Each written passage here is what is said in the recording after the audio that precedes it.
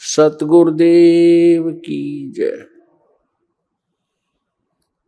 सर्वसंग से प्रार्थना है, सत्संग प्रारंभ हो रहा है। कृपया सत्संग स्थल पर शांतिपूर्वक विराजमान होकर के श्रद्धा से सत्संग सुने। परमेश्वर की प्यारी आत्माओं से पुनर्निवेदन है, सत्संग प्रारंभ हो रहा है। कृपया सत्संग स्थल पर शांतिपूर्वक विराजमान होकर के श्रद्धा से सत्संग सुने। सत सही।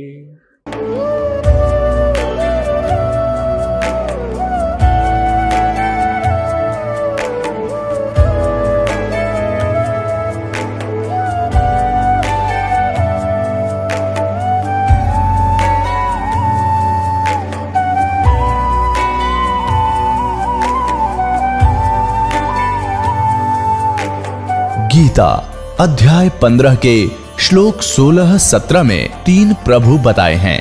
ये 3 प्रभु कौन हैं? किस प्रभु की शरण में जाने के पश्चात जन्म और मरण समाप्त हो सकता है? 3 प्रभुओं में सबसे उत्तम परमात्मा कौन है? कैसा है? उसका क्या नाम है? इन सभी गूढ़ रहस्यों को जानने के लिए अवश्य सुनिए जगत गुरु तत्वदर्शी संत रामपाल जी महाराज के अमृत वचन। नमस्कार दर्शकों, संत रामपाल जी महाराज के सत्य आध्यात्मिक सत्संगों को देखने वाले दर्शकों की संख्या दिनों दिन बड़ी तेजी से बढ़ रही है। फिर वह टीवी चैनलों पर हो या फिर यूट्यूब, फेसबुक, इंस्टाग्राम जैसे सोशल मीडिया प्लेटफॉर्म्स पर, तो वहीं कुछ दर्शकों के मन में संत रामपाल जी महाराज के सत्संगों को सुनने से कुछ शंकाएं उत्पन्न हुई, जिसके जवाब जानने के लिए उन्होंने हमें कुछ प्रश्न लिखकर भेजे हैं। तो आज के इस एपिसोड में हम उन प्रश्नों पर बात करने वाले हैं जिन्हें आप दर्शकों द्वारा सोशल मीडिया में पूछे गए थे। तो चलिए आज के इस एपिसोड को शुरू करते हैं। दर्शकों, पहले आपको रश्मि शेरावत जी का ये इंटरव्यू दिखाते हैं जो कि विशाखापट्टनम से आई है। देखिए इनका संत रामपाल जी के बारे में क्या कहना है। मैम क्या नाम है आपका? रश्मि शेरावत। कहाँ से आए हो? मैं विशाखापट्टनम से आई हूँ। अच्छा, विशाखापट्टनम से इतनी दूर आए हो। संत रामपाल जी जेल में है हिसार में, यहाँ पे आप आए हो विशाखापट्टनम से, तो क्यों आए हो? देखिए, परमात्मा के दर्शन करने के लिए आपको कोई मौका नहीं चाहिए कि आप क्यों आए हैं। ये क्वेश्चन अपने आप में एक वेग क्वेश्चन है। अगर मैं आपसे पूछूं कि लोग चारों धाम की यात्रा करने पर क्या क्या करने जाते हैं, मंदिरों में क्या करने जाते हैं, तो आपको आंसर खुद ही मिल जाएगा। आपकी क्या एजुकेशन है? मैं MA BEd हूँ और मैं एक एस्ट्रोलॉजर भी रह चुकी हूँ। एस्ट्रोलॉजर भी आप रह चुके हैं, आप एजुकेटेड भी हैं, तो आपको नहीं लगता है कि भाई एक बाबा, एक संत जो जेल में है, आप उसके फॉलोअर्स हो, आप उसके शिष्य हो, तो आपको लगता नहीं है कि कहीं आप गलत वे पे जा रहे हो? नहीं, देखिए मैं पहले आपको बता दूं कि मैं साइंस की स्टूडेंट रही हूं, तो पहले मैं इन चीज़ों पर बिल्कुल भी विश्वास नहीं करती थी। इनफैक्ट मैं साइंस को ही सब कुछ मानती थी। लेकिन मुझे एक चीज़ आज तक समझ नहीं आई, साइंस की स्टूडेंट होने के बावजूद भी मैं हमेशा ये सोचती थी कि वो कौन सी शक्ति है जिसने सूरज, चांद, सितारों को एक पर्टिकुलर एक फिक्स डिस्टेंस पे फिक्स करके रखा हुआ है। कोई साइंस का स्टूडेंट मुझे इसका आंसर दे सकता है तो ज़रूर दे कि कौन है वो शक्ति, कि ऐसे कैसे हो सकता है कि एक फिक्स डिस्टेंस पे किसी ने हमें हर चीज़ को फिक्स कर रखा है। सूरज हमें इतनी डिस्टेंस से रोशनी दे रहा है, चांद हमें इतनी डिस्टेंस से ठंडक दे रहा है, तो किसने ये नेचर को बैलेंस करके रखा हुआ है? नेचर खुद नहीं बन सकती और नेचर अपने आप को फिक्स नहीं कर सकती कि मुझे इस एंगल पे फिक्स होना है या मुझे इस एंगल पे फिक्स होना है। तो इन सवालों के जवाब शायद साइंस भी आज तक नहीं दे पाई है सेटिस्फैक्टरीली। वो क्लेम कर सकते हैं कि हमने सेटिस्फैक्शन के साथ इस बात का आंसर दे दिया है, बट इस बात का कोई भी आंसर आज तक नहीं है। वो काम सिर्फ एक परमात्मा ही कर सकते हैं, जिसको आप एक सुपर पावर भी बोल सकते हैं, और आप कुछ भी नाम दे सकते हैं। कोई गॉड बोल सकता है, सुपर पावर, सुपर नेचुरल, कुछ भी बोल सकते हैं, लेकिन कोई ना कोई तो शक्ति ऐसी है जो सारी सृष्टि को, सारे संसार को चला रही है, इस यूनिवर्स को चला रही है। तो वही सृष्टि से हमें जोड़ने के लिए, उसी सुपर पावर से हमें जोड़ने के लिए जो संत रामपाल जी हमें सही रास्ता दिखा रहे हैं कि वो सुपर पावर आखिर है कौन। संत रामपाल जी बताते हैं कि ये पृथ्वी लोक है, मृत्यु लोक है, यहाँ पे आप सतलोक में रहते थे, तो क्या ये चीज़ें संभव हैं कि इस लोक के अलावा कोई सतलोक भी है जहाँ पे भगवान का घर है, वहाँ पे लोग रहते हैं? 21वीं सदी चल रही, रोज एक्यूरेट है, साइंटिफिक ज़माना चल रहा है, तो इन चीज़ों को आप मानते हैं? जी बिल्कुल मानती हूँ। अगर इंसान चांद पे जा सकता है बाकी प्लैनेट्स पे जा सकता है। और पहले हमने अपने वेदों में, पुराणों में पढ़ा भी है कि किस तरीके से हमारे ऋषि मुनि दूसरे ग्रहों पे चले जाते थे। बहुत सारे ऋषियों के ऐसे एग्जाम्पल मिलते हैं कि जो बहुत सारे लोगों के ऊपर जाके वहाँ रिसर्च किया करते थे, वहाँ जाते थे और फिर वापस आते थे। तो कोई ना कोई तो उनके पास कला होगी ऐसी, या बोल सकते हैं आज के हिसाब से अगर आप मतलब एक एजुकेटेड पर्सन की लैंग्वेज में सुनना चाहते हैं तो आप बोल सकते हैं कि उन्होंने PhD की हुई थी इस चीज़ पर कि वो अपनी बॉडी को छोटा बड़ा सब कुछ कर सकते थे। तो सब कुछ पॉसिबल है। आज भी तो इंसान चांद पे जा रहा है और रिसर्च कर रहा है। अभी एक रिसेंट एक इम्प्रूवमेंट हुआ है, नासा ने अभी आपको सबको पता हो क्या क्या किया है। तो नासा तो वो काम अब कर रही है जो हमारे ऋषि मुनि संत पहले कर चुके हैं, और ये सब का ज्ञान जो है हमें गुरुजी दे रहे हैं कि इसके पीछे आखिर कारण क्या है, कि कैसे कर पाते हैं लोग ऐसा। तो ये सब सिद्धि शक्तियाँ, आप पुराने टाइम की लैंग्वेज में बोलेंगे तो ये सब सिद्धि शक्तियाँ हैं, और अगर आज आप विज्ञान की लैंग्वेज में बोलेंगे तो ये सब PhD या उस पर उन्होंने महारत हासिल कर ली है। संत रामपाल जी के बारे में जो समाज सुधार का योगदान है वो क्या है? समाज सुधार के लिए देखिए, मैं भी काफ़ी दिनों से देख रही हूँ, जब से मुझे होश आया है मैं समझने लगी हूँ दुनिया की प्रॉब्लम्स क्या क्या हैं। जैसे ये आपका ड्रिंक करने की वजह से कितनी लाखों फैमिलीज़ बर्बाद होती हैं, औरतें कितने दुख में जीती हैं, उनके बच्चे कितने दुख में जीते हैं एक इंसान की वजह से। तो गवर्नमेंट के इतने सारे प्रयास करने के बाद भी गवर्नमेंट इतनी नई नई स्कीम चलाती है, लेकिन उनका ज़ीरो रिजल्ट रहता है। इतना पैसा खर्च करती है, करोड़ों विज्ञापनों पे खर्च करती है। तो मैं ये बोलना चाहूँगी कि संत रामपाल जी तो सिर्फ एक बार आप सत्संग सुन लीजिए, उसी से ये आपकी प्रॉब्लम दूर हो जाएगी। जितने भी परिवार आज इस समस्या से जूझ रहे हैं कि उनके परिवार बर्बाद हो रहे हैं सिर्फ इस एक आदत की वजह से, तो आप सत्संग सुन लीजिए। और सत्संग सुनने से सिर्फ एक यही नहीं, बहुत सारे विकार दूर होते हैं इंसान की, जो भी प्रॉब्लम्स हैं, कुछ बीमारियां भी दूर होती हैं। और एक तरह से मैं कह सकती हूँ, एक तरह से पूरा आपका शुद्धिकरण हो जाता है, एक आत्मा का शुद्धिकरण, आपके विचार शुद्ध हो जाते हैं। जब आपके विचार ही शुद्ध हो गए तो फिर आपको कहीं जाने की ज़रूरत ही नहीं है, प्रॉब्लम्स अपने आप ही बहुत कम हो जाएंगी, या बोल सकते हैं कि ख़त्म ही हो जाएंगी प्रॉब्लम्स। तो एक तरह से संत रामपाल जी एक समाज सुधार का काम कर रहे हैं, जो कि आज तक कोई भी नहीं कर पाया है, जिसको मैंने प्रैक्टिकली फील किया है। संत रामपाल जी जो ज्ञान है वो बहुत ही कंट्रोवर्सी ज्ञान है, तो आपको क्या लगता है कि जो संत रामपाल जी ज्ञान दे रहे हैं वो सही है? लोग ये भी तो कहते हैं कि संत रामपाल जी ज्ञान वो हिंदू विरोधी हैं, संत रामपाल जी, या मुस्लिम विरोधी हैं। तो आपको क्या लगता है? नहीं, ऐसा बिल्कुल नहीं है। ऐसा सिर्फ वही लोग बोलते हैं जो उनकी लिखी हुई किताबों को अब तक जिन्होंने नहीं छुआ है, नहीं पढ़ा है, या फिर उन्हें अपने धर्म का ही ज्ञान नहीं है। हिंदू हैं तो उन्हें अपने धर्म का बिल्कुल भी ज्ञान नहीं है।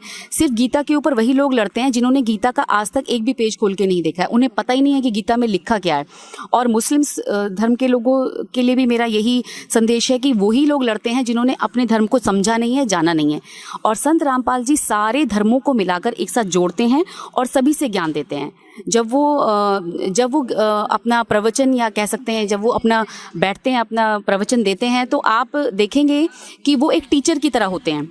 जो सारी बुक्स उनके दोनों तरफ इतनी बुक्स का ढेर होता है, उसमें हर धर्म की, दुनिया के हर कोने की, जितने भी धर्म एग्जिस्ट करते हैं या जो भी है संत हैं, जो भी मत हैं, उन सब की बुक्स वो लेकर बैठते हैं और सब ही बुक्स प्रोजेक्टर पर खोल कर दिखाते हैं, ताकि किसी को कोई डाउट ही ना रह जाए कि हम सही ये संत सही बोल रहे हैं कि नहीं। वो विद प्रूफ दिखाते हैं हर चीज़ को कि मैं जो बोल रहा हूँ ये मेरा मत नहीं है, और ये सब ऑलरेडी पहले लोग लिख चुके हैं। बस आपको दिखाना है, आपको सिर्फ प्रूफ के लिए दिखाना है कि मैं जो बोल रहा हूँ वो मेरी साइड से नहीं है, ये ऑलरेडी है, एग्जिस्ट करता है। संत रामपाल जी चाहते क्या है? संत रामपाल जी का उद्देश्य क्या है? संत रामपाल जी एक तो समाज सुधार उनका पहला उद्देश्य है, और दूसरा है हमें सही भक्ति का ज्ञान कराना और परमात्मा से जोड़ना। परमात्मा से जुड़ते ही इंसान की आत्मा प्योर हो जाती है और वो गलत काम की तरफ नहीं चलेगी। और जब गलत काम की तरफ वो चलेगी ही नहीं, तो फिर हमें गवर्नमेंट की चलाई हुई किसी भी समाज सुधार की पॉलिसी की कोई ज़रूरत ही नहीं है। फ्री में घर बैठे ही हम अपने समाज का सुधार कर सकते हैं और एक सुखी जीवन जी सकते हैं। बहुत बहुत धन्यवाद। दर्शकों, अभी आपने देखा कि रश्मि शेरावत जी का जीवन कैसे संत रामपाल जी महाराज ने बदला और उनको उनके सवालों के जवाब मिले जो साइंस उन्हें नहीं दे सकती थी।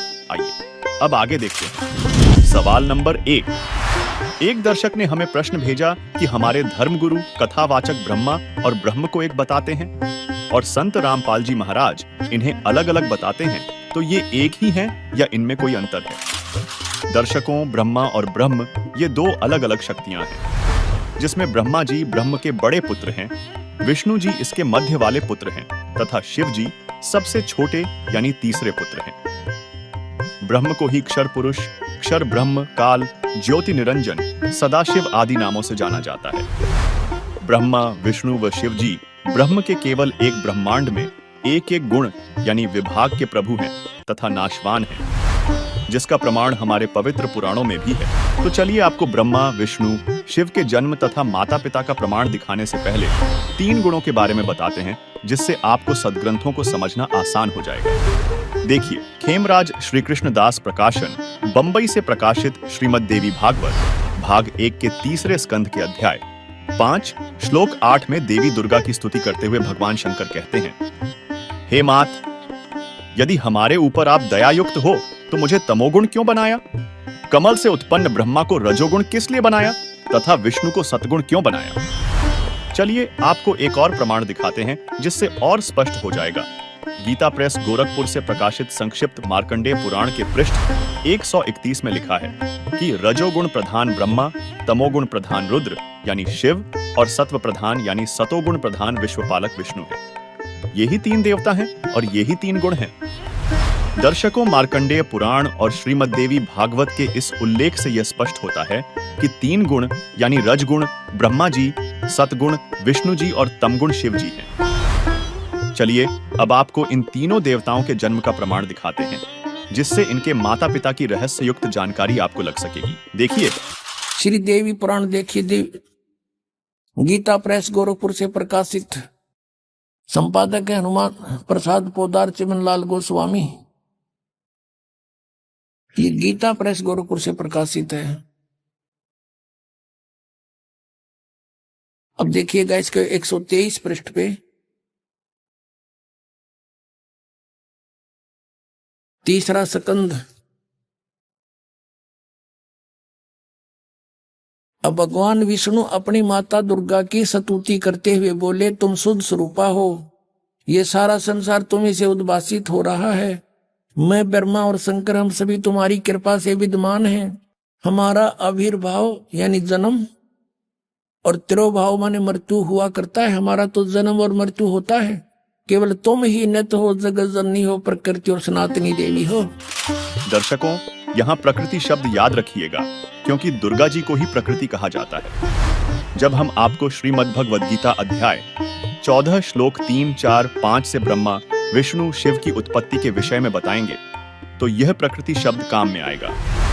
दर्शकों, श्रीमद् देवी भागवत के इसी लेख में आगे भगवान शंकर बोले, देवी, यदि माँ भाग विष्णु तुम्हीं से प्रकट हुए हैं, तो उनके बाद उत्पन्न होने वाले ब्रह्मा भी तुम्हारे ही बालक हुए। फिर तमोगुणी लीला करने वाला शंकर क्या तुम्हारी संतान नहीं हुआ? अर्थात मेरी भी माँ तुम ही हो, अर्थात मुझे भी जन्म देने वाली, उत्पन्न करने वाली तुम ही हो। शिवे, संपूर्ण संसार की सृष्टि करने में तुम बड़ी चतुर हो। इस संसार की सृष्टि, सतिथि और संहार में तुम्हारे गुण सदा समर्थ है। उन्हीं तीनों गुणों से उत्पन्न हम ब्रह्मा, विष्णु एवं शंकर नियमानुसार कार्य में तत्पर रहते हैं। अब इस पवित्र पुराणों ने ये स्पष्ट कर दिया, पवित्र देवी पुराण ने 5 कंसेप्ट क्लियर कर दिए इसमें। एक तो ये कर दिया कि ब्रह्मा विष्णु महेश का जन्म मृत्यु होता है, ये नाशवान है। दूसरा ये कर दिया कि प्रकृति दुर्गा है, प्रकृति दुर्गा को कहते हैं। और तीसरा ये कर दिया कि ये रजगुण ब्रह्मा है, सतगुण विष्णु और चौथा तमगुण शिव जी। और चौथा ये कर दिया कि ये इनकी माता है दुर्गा, और ब्रह्मा विष्णु महेश की यह दुर्गा माता है। पांचवा कर दिया कि ये केवल नियमित कार्य ही कर सकते हैं, यानी किसी के कर्म में ये परिवर्तन नहीं कर सकते। आपका जैसा कर्म है वैसा ही दे सकते हैं। आपके भाग में दुख है तो ये कोई परिवर्तन नहीं कर पाएंगे। केवल पूर्ण परमात्मा कबीर परमेश्वर आपके प्रारब्ध के पाप को काट के आपको सुख दे सकता है। उसके हाथ में कलम है, वो सर्वशक्तिमान है। अन्य ना ब्रह्म कर सकता, ना परब्रह्म कर सकता, केवल पूर्ण ब्रह्म कर सकता है सत्पुरुष। दर्शकों, इससे स्पष्ट हुआ कि ब्रह्मा, विष्णु, शिव की माता दुर्गा है, लेकिन इनके पिता की अभी भी जानकारी स्पष्ट नहीं हुई। तो अब देखिए इनका पिता कौन है। पुण्यात्माओं, परमात्मा ने सिंपल वे से बोला था, धर्मदास ये जग बोराना, कोई न जान ये पद निर्वाणा, यही कारण मैं कथा पसारा, जग से कहिए वो राम ने आरा। अब मैं तुमसे कहूं चताई, त्रिदेवन की उत्पत्ति भाई, माँ अष्टंगी पिता निरंजन, ये जमदारुण वंशन अंजन, पहले कीन निरंजन राई, पीछे से माया उपजाई, माया रूप देख अति शोभा, देव निरंजन तन मन लोभा। धर्मराय की ने भोग विलासा, माया को रही तबासा, तीन पुत्र अष्टंगी जाए, ब्रह्मा विष्णु शिव नाम धराए। उस समय किससे नहीं माना। अरे हमारे धर्म गुरुओं ने परमात्मा के साथ वो कोविड करी, उनकी सारा इतिहास धीरे धीरे बताएंगे आपको, कैसे जुल्म गुजारे थे नकलिया ने। और वो परमात्मा सच्ची कहा करते कि ये ऐसे आराध हमारे सदग्रंथ ये सच्ची बता रहे हैं। अब देखना, ये संक्षिप्त शिव पुराण सचित्र मोटा टाइप केवल हिंदी गीता प्रेस गोरखपुर से प्रकाशित है। इसके संपादक कौन है?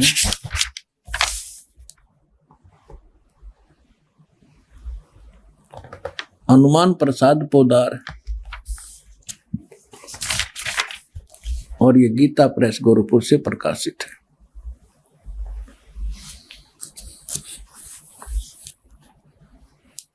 ये देखिएगा, ये है रुद्र संहिता, और यहाँ अध्याय नंबर 5 हम यहाँ पर पढ़ेंगे थोड़ा सा।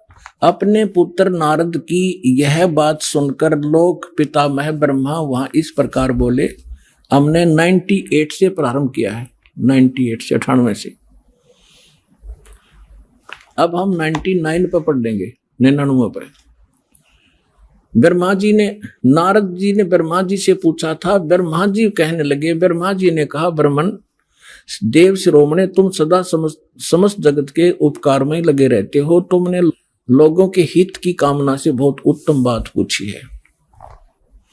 जिस समय समस्त चराचर जगत नष्ट हो गया था, सर्वत्र केवल अंधकार ही अंधकार था, न सूर्य दिखाई देता था, न चंद्रमा, अन्य ग्रहों का भी और नक्षत्रों का भी पता नहीं था। उस समय तत् सत ब्रह्म, इस श्रुति में जो सत सुना जाता है एकमात्र वही शेष था। अब हम 100 पृष्ठ पर आगे अपने काम की बात पढ़ेंगे। शिव महापुराण रुद्र संहिता हम पढ़ रहे हैं।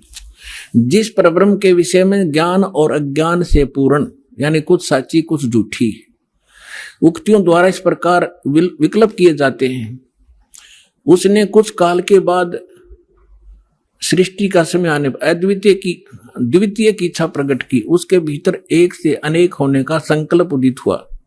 तब उस निराकार परमात्मा ने अपनी लीला शक्ति से अपने लिए मूर्ति यानी आकार की कल्पना की।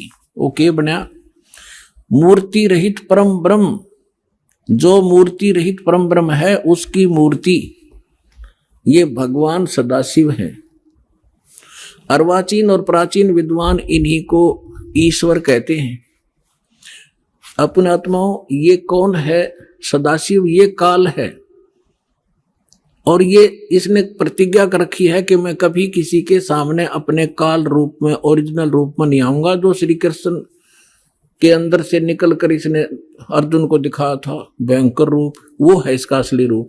तो ये क्या करता है? अपने पुत्र किसी को ब्रह्मा के रूप में दर्शन देता है, किसी को शिव के रूप में, किसी को विष्णु के रूप में। तो यहां ये काल के विषय में ब्रह्मा जानकार नहीं है। ये कौन है? कहते हो निराकार था, फिर साकार बन गया सदाशिव। अब देखो सदाशिव कौन है? भगवान सदाशिव है वो मूर्ति। अर्वाचीन और प्राचीन विद्वान उन्हीं को ईश्वर कहते हैं।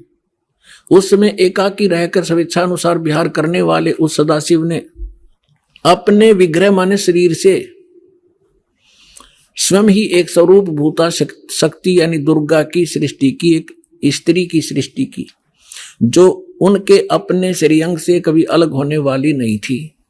उस पराशक्ति को प्रधान प्रकृति गुणवती माया बुद्धि तत्वों की जननी तथा विकार रहित बताया गया है। वह शक्ति अंबिका कही गई है। अब ये क्या कह रहा है ब्रह्मा जी पुण्यात्माओं? अब देखो कमाल की बात है, देवी पुराण के अंदर तीसरे स्कंद में ब्रह्मा जी अपने पुत्र नारद को बताता है कि बेटा, मैं जब उत्पन्न हुआ मैं कमल के फूल पर बैठा था और युवा मेरा शरीर था। मुझे नहीं मालूम मैं किसने उत्पन्न कर दिया, मेरा उत्पत्ति करता कौन है, मैं कुछ नहीं जानता। अब यूं बताओ है उस अपने बाप की उत्पत्ति वो क्यों कर बना? तो ये आप पे कह रहा है कुछ सच्ची कुछ झूठी। तो ये इसने परमात्मा जब प्रथम बार आए थे वो इस ब्रह्मा से मिले, विष्णु जी से मिले, शिव जी से मिले थे। उनको सृष्टि रचना सारी कथा सुनाई थी। इन्होंने एक बार तो स्वीकार किया था, फिर काल प्रेरणा से माल्य के ज्ञान को रिजेक्ट कर दिया था। अब वो सुना हुआ ज्ञान यहाँ कुछ अटकलबाजी कर रहा है। ये परमात्मा ने तो ये बता रखा है कि इस काल ने दुर्गा को खा लिया था, बुरी नीयत वो उसके पेट में चली गई थी, फिर वो परमेश्वर ने आकर निकाली थी, तब ये दोनों पति पत्नी रूप में रहने लगे थे। अब ब्रह्मा जी इसको दूसरे ढंग से कह रहा है कि उस सदा शिव ने इसने सिर पैर का पता नहीं कि उसने अपने शरीर से एक स्त्री उत्पन्न की जो कभी उसके अंग से अलग होने वाली नहीं थी। अब ये देखिए, उस समय एकाकी रहकर स्वेच्छा अनुसार विहार करने वाले सदाशिव ने अपने विग्रह से स्वयं ही एक स्वरूप भूता शक्ति की सृष्टि की जो उनके अपने श्रेयंग से कभी अलग होने वाली नहीं थी। वो कौन है? उस पराशक्ति को प्रधान भी कहते हैं। ये प्रधान शब्द राखियो याद, प्रकृति भी याद रखना। ये प्रधान और प्रकृति शब्द आपके श्रीमद् भगवद गीता के अंदर दास सिद्ध करेगा कि दुर्गा और काल के संयोग से ब्रह्मा विष्णु महेश की उत्पत्ति हुई। वहां ये प्रधान और प्रकृति शब्द है। तो ये समझना कौन है ये प्रधान? ये कह रहे हैं उसी को प्रधान प्रकृति गुणवती माया बुद्धि दोनों तत्वों की जननी तथा विकार रहित बताया। वह शक्ति अंबिका कही गई है। उसी को प्रकृति सर्वेश्वरी और त्रिदेव जननी, ओह, ब्रह्मा विष्णु महेश की माता, उनको उत्पन्न करने वाली, नित्य और मूल कारण भी कहते हैं। सदाशिव द्वारा प्रकट की गई यानी उसके शरीर से निकली हुई उस शक्ति के 8 भुजाएं हैं, अष्टंगी। 3 पुत्र अष्टंगी जाए, ब्रह्मा विष्णु शिव नाम धराए। 600 वर्ष पहले मालिक बता गए थे। आज हमारे ये पवित्र सदग्रंथ उसको सेकंड कर रहे हैं, समर्थन कर रहे हैं भगवान की वाणी का। और जिनको संस्कृत भी नहीं आवती है ब्राह्मण का करते, और गुरु जी हमारे क्या जाने दानक जुला, वो समृद्ध थे, सब वो प्रत्येक चीटी तक की भाषा जानते, सब पशु पक्षियों की भाषा जानते हैं। और इन्होंने उसको रिजेक्ट करके डाल रखा था लाल को। अब संभालो पुण्यात्माओं, आपका कल्याण हो जाएगा।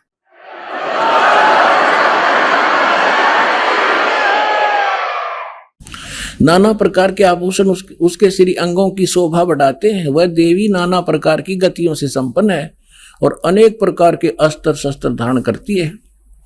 एकाकिनी होकर वह माया संयोग वसात अनेक हो जाती है। वे जो सदाशिव हैं उन्हें परम पुरुष ईश्वर शिव शंभु और महेश्वर कहते हैं। यहां देखिएगा, अब 101 पृष्ठ पर आ गए हम।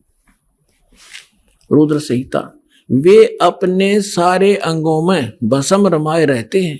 उन काल रूपी ब्रह्म ने, इसको काल कहो, ब्रह्म कहो, सदाशिव कहो, उन काल रूपी ब्रह्म ने एक ही समय शक्ति के नाथ नहीं शक्ति के साथ शिवलोक नामक क्षेत्र का निर्माण किया था। उस उत्तम क्षेत्र को काशी कहते हैं।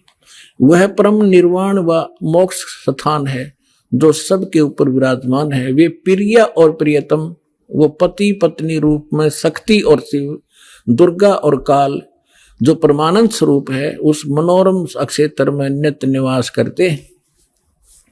शिव और शिवा ने, काल और दुर्गा ने प्रलय काल में भी उस क्षेत्र को अपने सानिध्य से मुक्त नहीं किया। अब यहां देखना, देवर से एक समय उस आनंद वन में रमण करते हुए शिवा और शिव के मन में दुर्गा और काल के मन में, ब्रह्म के मन में यह इच्छा हुई कि किसी दूसरे पुरुष की सृष्टि करनी चाहिए, यानी कोई संतान उत्पन्न करनी चाहिए। ऐसा विचार करके देखिएगा, जिस पर यह सृष्टि संचालन का महान भार रखकर हम दोनों केवल काशी में रहकर इच्छा अनुसार विचरें और निर्वाण धारण करें।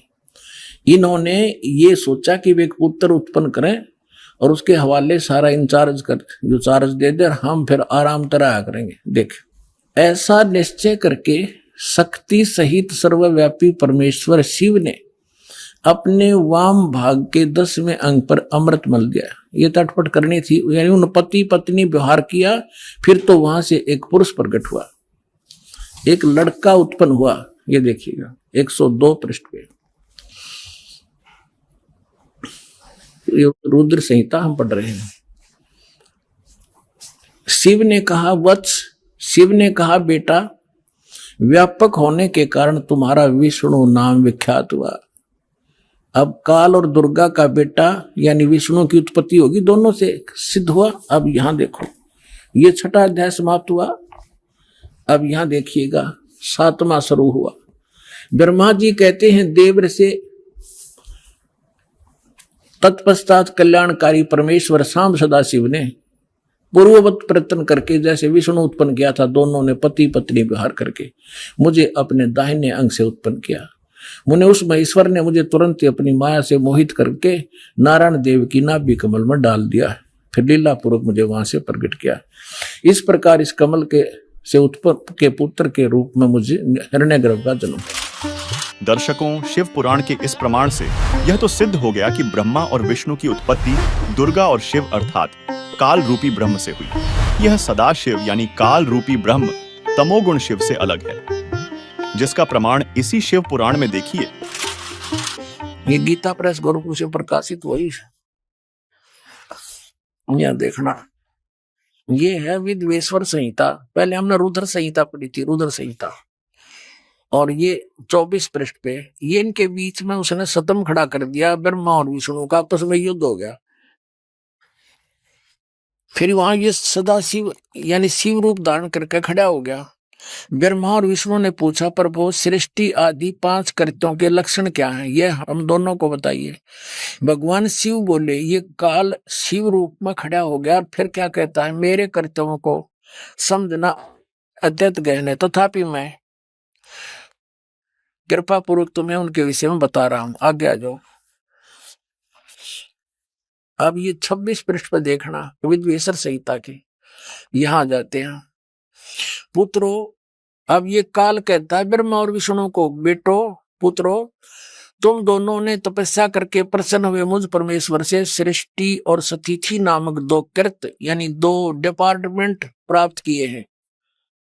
ये दोनों तुम्हें बहुत प्रिय हैं। इसी प्रकार मेरी विभूति स्वरूप रुद्र और महेश्वर ने, ये ने है मैं नहीं है, 2 अन्य उत्तम कृत्य संहार और तिरोभाव मुझसे प्राप्त किए। तो दास जो कहना चाहा था कि 2 ते ब्रह्मा विष्णु हो गए, रुद्र और महेश्वर हो गए, 5वां यूं बोल रहा है, यो इनका पिता है ब्रह्मा विष्णु और महेश का, इति सिद्ध। दर्शकों, आपको थोड़ा और स्पष्ट करते हैं कि ब्रह्मा विष्णु को पुत्र कहने वाला कौन है। तो आगे शिव पुराण के इसी लेख में ब्रह्मा विष्णु को पुत्र कहने वाला प्रभु कहता है कि मैंने पूर्व काल में अपने स्वरूपभूत मंत्र का उपदेश किया है, जो ओंकार के रूप में प्रसिद्ध है। वह महामंगलकारी मंत्र है। सबसे पहले मेरे मुख से ओंकार ओम प्रकट हुआ, जो मेरे स्वरूप का बोध कराने वाला है। ओंकार वाचक है और मैं वाच्य हूं। यह मंत्र मेरा स्वरूप ही है। प्रतिदिन ओंकार का निरंतर स्मरण करने से मेरा ही सदा स्मरण होता है। मेरे उत्तरवर्ती मुख से अकार का, पश्चिम मुख से उकार का, दक्षिण मुख से मकार का, पूर्ववर्ती मुख से बिंदु का तथा मध्यवर्ती मुख से नाद का प्राकट्य हुआ। इस प्रकार 5 अवयवों से युक्त ओंकार का विस्तार हुआ है। इन सभी अवयवों से एकीभूत होकर वह प्रणव ओम नामक एक अक्षर हो गया। दर्शकों, शिव पुराण के उल्लेख से स्पष्ट है कि ब्रह्मा, विष्णु, रुद्र और महेश्वर से अन्य बोलने वाला कोई 5वां है जो ब्रह्मा और विष्णु को पुत्र कह रहा है। यह ब्रह्मा, विष्णु, शिव का पिता और दुर्गा का पतिकाल ब्रह्म है, जिसने स्वयं अपना ओम मंत्र बताया है। क्योंकि श्रीमद् देवी भागवत के 7वें स्कंध के अध्याय 36 में दुर्गा जी स्वयं बता रही हैं कि ओम के जप के साथ ध्यान करो, इससे अज्ञानमय अंधकार से सर्वथा परे और संसार समुद्र से उस पार जो ब्रह्म है उसको पा जाओगे। वह यह सबका आत्मा ब्रह्म ब्रह्मलोक रूप दिव्य आकाश में स्थित है। तथा श्रीमद् भगवद गीता अध्याय 8 श्लोक 13 में गीता ज्ञानदाता स्वयं स्पष्ट करता है कि मुझ ब्रह्म का ओम मंत्र है। दर्शकों, अभी आपने श्रीमद् देवी भागवत और शिव पुराण में देखा इन तीनों देवताओं की उत्पत्ति को। चलिए अब आपको इसी का प्रमाण पवित्र श्रीमद् भगवद गीता जी में दिखाते हैं, जिसे प्रत्येक प्राणी सत्य मानता है। देखिए, ये देखिएगा, अब आपको श्रीमद् भगवद गीता से प्रमाणित करते हैं ब्रह्मा विष्णु महेश की उत्पत्ति। ये श्रीमद् भगवद गीता और गीता प्रेस गोरखपुर से प्रकाशित है। जयदयाल गोविंद इसके अनुवादक हैं। ये अध्याय नंबर 14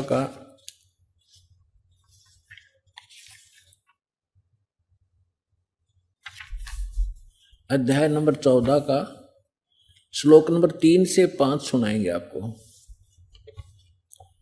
ये 3 इसमें क्या कहा है कि अर्जुन मेरी ये महत ब्रह्म रूप मूल प्रकृति। अब आपको दास ने श्रीमद् देवी भागवत के 3रे स्कंद में विष्णु जी कहते हैं अपनी माता दुर्गा को कि तुम शुद्ध स्वरूपा हो, ये सारा संसार तुमसे उद्भासित हो रहा है। मैं ब्रह्मा और शंकर आपकी कृपा से विद्यमान है। हमारा आविर्भाव माने जन्म और तिरोभाव माने मृत्यु होता है, और आप ही पूर्ण प्रकृति हैं। और इसमें रुद्र संहिता शिव पुराण के अंदर आपको दिखाया था कल कि इस सदाशिव काल रूपी ब्रह्म ने अपने ही विग्रह से वह सृष्टि वह निकाली, दुर्गा निकाली, और उसको प्रकृति भी कहते हैं। पहले उसको फिर ये दिखाते हैं आपको, देखिएगा। अब 14वें अध्याय के 3रे श्लोक में ये क्या कहता है कि अर्जुन, ये काल बोल रहा है ब्रह्म, मेरी ये मूल प्रकृति सभी संपूर्ण भूतों यानी प्राणियों की योनि यानी गर्भाधान स्थान है, और मैं काल ब्रह्म उस योनि में गर्भ यानी चेतन समुदाय गर्भ को स्थापना करता हूँ, और तत्व मान उस के संयोग से सभी प्राणियों भूतों माने प्राणियों की उत्पत्ति होती है। 4 में क्या कहा है, हे अर्जुन, ये नाना प्रकार की सब योनियों में जितने भी मूर्तियां यानी शरीरधारी प्राणी हैं उत्पन्न होते हैं, प्रकृति यानी दुर्गा तो उनकी गर्भ धारण करने वाली माता है, और मैं बीज स्थापन करने वाला पिता हूं। आगे देखो 5वें में, हे अर्जुन, सतगुण रजगुण और तमगुण, सतगुण विष्णु, रजगुण ब्रह्मा,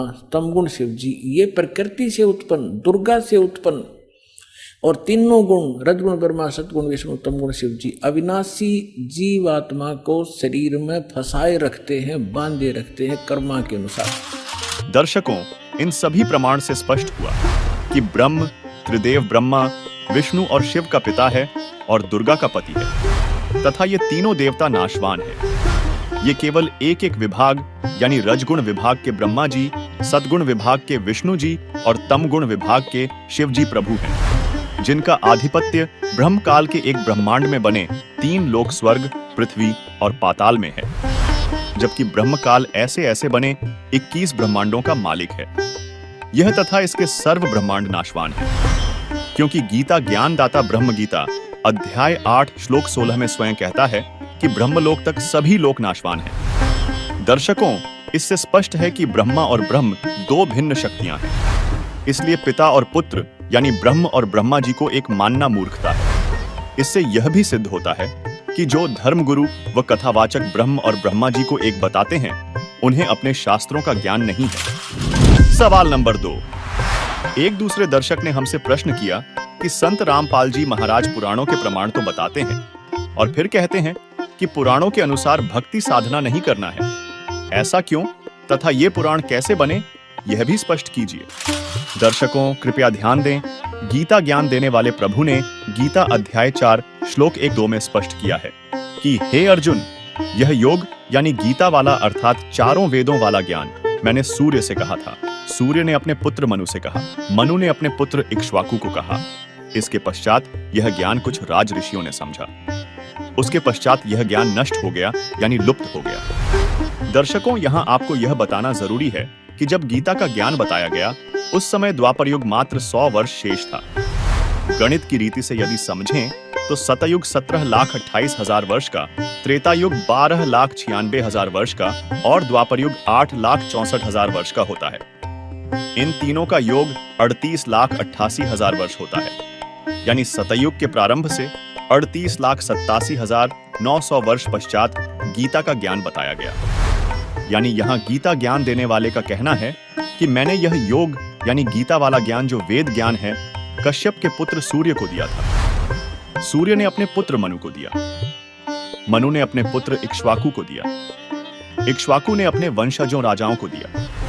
फिर इक्ष्वाकु वंशी अंतिम कुलकर राजा नाभिराज तक वेद ज्ञान के आधार से भक्ति रही, जबकि राजा नाभिराज तक सतयुग लगभग 1,00,000 वर्ष बीत चुका था और गीता का ज्ञान द्वापर के अंत में यानी कलयुग से लगभग 100 वर्ष पहले बोला गया था। यानी गीता का ज्ञान राजा नाभिराज जी से 37,87,900 वर्ष बाद कहा गया। इससे यह सिद्ध हुआ कि सतयुग के शुरू से 1,00,000 वर्ष तक वेद ज्ञान था, उसके बाद से गीता ज्ञान देने तक वेद ज्ञान लुप्त था, जिसका उदाहरण हमें जैन संस्कृति कोश नामक पुस्तक के पृष्ठ 176 से 177 पर देखने को मिलता है। देखिए प्रमाण। जैन संस्कृति कोश, जैन इतिहास, संस्कृति, कला एवं पुरातत्व। ये कहां से छपा है? जैन संस्कृति कोश, जैन इतिहास, संस्कृति, कला एवं पुरातत्व, प्रथम खंड। लेखक है प्रोफेसर भागचंद्र जैन, भास्कर, और सम्मति प्राच्य शोध संस्थान नागपुर, कला एवं धर्म शोध संस्थान वाराणसी। ये पूरा पेज देखो इसका। अब ये प्रकाशक है जैन संस्कृति कोश, प्रथम खंड। लेखक है प्रोफेसर भागचंद्र जैन, भास्कर। प्रकाशक ये दोनों मिलकर हैं।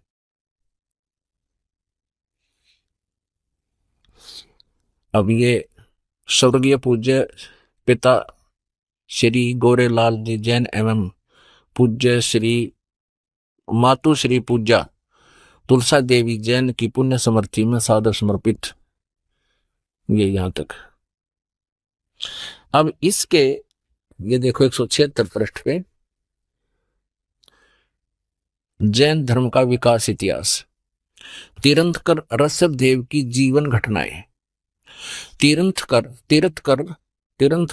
ऋषभदेव अंतिम कुलकर नाभिराज के पुत्र थे।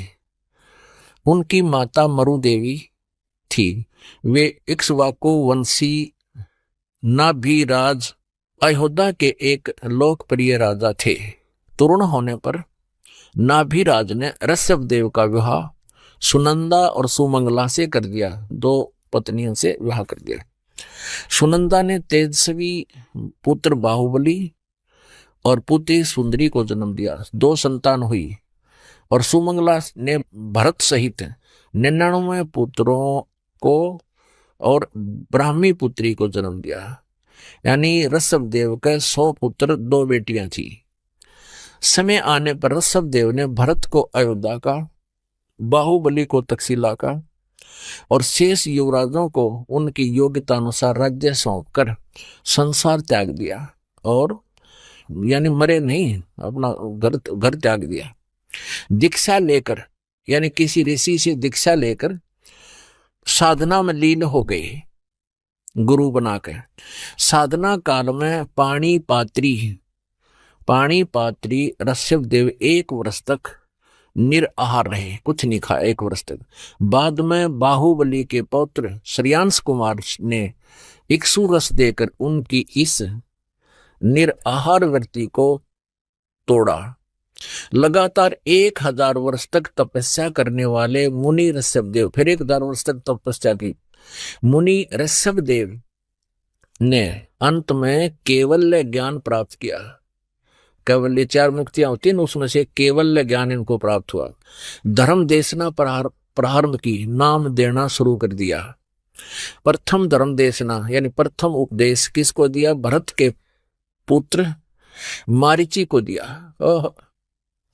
यानी अपने पौत्र मारीची को दिया, और यही मारीची आगे चलकर महावीर जैन बना, जो बाद में 24 में तीर्थकर महावीर बने। प्रथम धर्म देशना, ऋषभदेव ने 1000 वर्ष तपस्या करने के बाद नाम देना शुरू किया, और प्रथम नाम उपदेश अपने पोते को दिया, भरत के पुत्र मारीची को, और यही मारीची आगे चलकर 24 में तीर्थकर महावीर बने, महावीर जैन जिसको कहते हैं। दर्शकों, अभी आपने पड़ाव आंखों देखा कि नाभिराज के पुत्र ऋषभदेव ने ऋषियों से नाम दीक्षा लेकर 1 वर्ष तक निराहार रहे और 1000 वर्ष घोर तपस्या की। जबकि गीता अध्याय 6 श्लोक 16 में कहा गया है कि हे अर्जुन, यह योग यानी भक्ति न तो बिल्कुल न खाने वाले की सिद्ध होती है, न अधिक खाने वाले की, न अधिक सोने वाले की, और न अधिक जागने वाले की सिद्ध होती है। दूसरा गीता अध्याय 17 श्लोक 5 से 6 में कहा है कि जो मनुष्य शास्त्र विधि रहित यानी शास्त्र विधि को त्याग कर केवल मन कल्पित घोर तप को तपते हैं, वे शरीर में रहने वाले प्राणियों के मुखिया ब्रह्मा, विष्णु, शिव तथा गणेश व प्रकृति दुर्गा को व मुझे तथा इसी प्रकार शरीर के हृदय कमल में जीव के साथ रहने वाले पूर्ण परमात्मा को परेशान करने वाले हैं। उन अज्ञानियों को राक्षस स्वभाव वाले ही जान। दर्शकों, अब आप स्वयं विचार करें, श्री ऋषभदेव जी ने गीता ज्ञान यानी वेदों, शास्त्रों में बताई साधना के विपरीत शास्त्र विधि को त्याग कर मनमाना आचरण अपनी इच्छा से किया, जिससे कोई लाभ नहीं हुआ, न होना था, बल्कि इसके करने से उनकी जंगल में आग लगने से भयावह मौत हुई। ये देखिएगा श्रीमद् भगवत सुधा सागर, गीता प्रेस गोरखपुर से प्रकाशित, भगवान वेद व्यास कृत श्रीमद् भगवत 12 स्कंदों की सरल हिंदी व्याख्या श्लोकांक सहित सुख सागर, गीता प्रेस गोरखपुर से प्रकाशित है। प्रकाशक व मुद्रक हैं गीता प्रेस गोरखपुर, गोविंद भवन कार्यालय कोलकाता का संस्थान। ये इनके फैक्स होम नंबर है। ये देखिएगा 281 पृष्ठ पे, यहाँ देख 280 पे।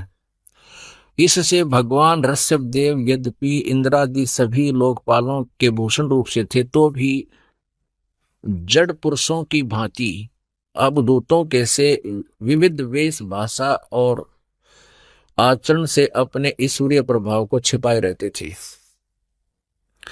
अंत में उन्होंने योगियों को देह त्याग की विधि सीखने के लिए अपना शरीर छोड़ना चाहा। वे अपने अंतःकरण में अभेद रूप से सचित परमात्मा को अभिन्न रूप से देखते हुए वासनाओं की अनुवृत्ति से छूटकर लिंग देह के अभिमान से भी मुक्त होकर उपराम हो गए। इस प्रकार लिंग देह के अभिमान से मुक्त भगवान ऋषभदेव जी का शरीर योग माया की वासना से केवल अभिमान भास के आश्रय से ही पृथ्वी तल पर विचरता रहा। वह दैववश कोंक वेंक और दक्षिण आदि कुटक कर्नाटक के देश में गया और मुख में पत्थर का टुकड़ा डाले। ऋषभदेव जी ने मुंह में पत्थर का टुकड़ा डाल रखा था और बाल बिखेरे उन्मत्त के समान दिगंबर रूप से यानी कति नंगे कुटका चल के वन में घूमने लगा। इसी समय झंझावात के जंकोरे हुए बांस के घर्षण से प्रबल दावा अग्नि धधक उठी, यानी जंगल में आग लगी और उसने सारे वन को अपनी लाल लाल लपटों में लेकर ऋषभदेव जी के सहित भस्म कर दिया। उड़द जल का मर गया ऋषभदेव जी दावा नल में। वन में आग लगी, ये वहां पत्थर मुंह में लेकर नंगा घूम रहा था। बताइए, कोई एक भगत के लक्षण है? आप खुद विचार करिए पुण्यात्माओं। तथा जैन संस्कृति कोश नामक पुस्तक के पृष्ठ 177 से ये तो स्पष्ट हो गया कि ऋषभदेव जी से मरीचि ने नाम उपदेश लिया, जो आगे चलकर महावीर जैन बना। अब उस जीव के साथ क्या हुआ, ऋषभदेव द्वारा बताई गई साधना से देखिए। आओ जैन धर्म को जाने। धर्म मंच प्रश्नोत्तर माला। प्रवीण चंद्र जैन M.A. शास्त्री, ये इसके लेखक हैं। आओ जैन धर्म को जाने। लेखक है प्रवीण चंद्र जैन, M.A. शास्त्री, जम्बूदीप हस्तिनापुर।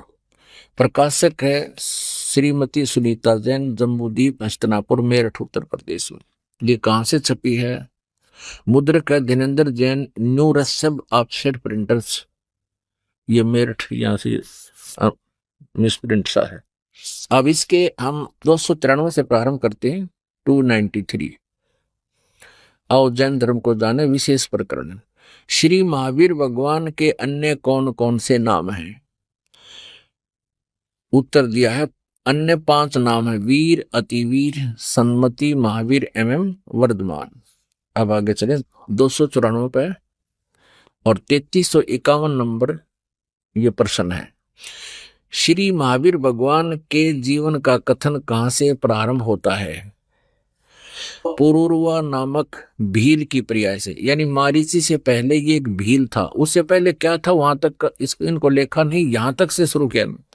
तो पुरुरवा भील कौन था और उसने क्या किया? उत्तर पुष्कलावती देश की पुंडरी कीड़ी नगरी में वह भीलों का राजा था। उसने सागरसेन मुनिराज से मधमास मधु का त्याग व्रत लिया था, जिसे जीवन पर्यंत पालन किया। फिर श्री महावीर भगवान का जीव पुरुरवा भील के शरीर से कहाँ गया? पर्याय से पहले सौधर्म स्वर्ग में 1 सागर की आयु वाला देव हुआ। पहले स्वर्ग के बाद श्री महावीर भगवान का जीव किस पर्याय में गया? उत्तर अब उस पहले तो यहां से शुरू किया है ना, एक भील था यो, फिर भील के बाद यो एक स्वर्ग में गया, उसके बाद फिर भरत चक्रवर्ती की रानी अनंतमती से मारीची नामक ज्येष्ठ पुत्र हुआ। ये मारीची वही है ऋषभ देव का पोता, और यही आगे चल के ये जीव महावीर जैन बना पुत्र हुआ। मारीची के शरीर से महावीर भगवान का जीव किस पर्याय को गया? ब्रह्म स्वर्ग में देव हुआ। अब देखो ऋषभ देव से उपदेश लेकर, उस महान आत्मा से उपदेश लेकर ये स्वर्ग में चला गया, क्योंकि ओम नाम का जाप पहले दिया जाता था और ओम से ब्रह्म लोक की प्राप्ति होती है। ब्रह्म लोक को होते स्वर्ग लोक, महास्वर्ग ब्रह्म स्वर्ग को हो। ब्रह्म स्वर्ग के बाद श्री महावीर भगवान का जीव किस पर्याय में गया? अयोध्या नगरी में कपिल ब्राह्मण की काली स्त्री से जटिल नामक पुत्र हुआ। फिर स्वर्ग में गया। फिर सूत्र नामक गांव में अग्निभूत ब्राह्मण की गौतम स्त्री से अग्निशय नामक पुत्र हुआ। फिर स्वर्ग में गया। फिर भरत क्षेत्र में फिर अग्निमित्र नामक पुत्र हुआ। फिर महेंद्र स्वर्ग में गया।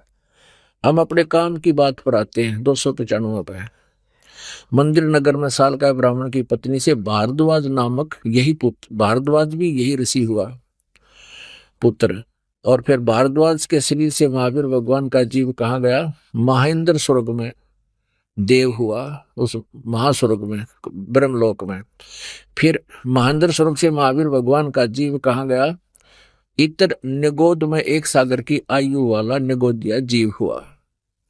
निगोद से निकलकर श्री महावीर भगवान का जीव कहाँ गया? अनेकों भाव यानी शरीर धारण किए जीव अनेक योनियों को प्राप्त हुआ। कैसे?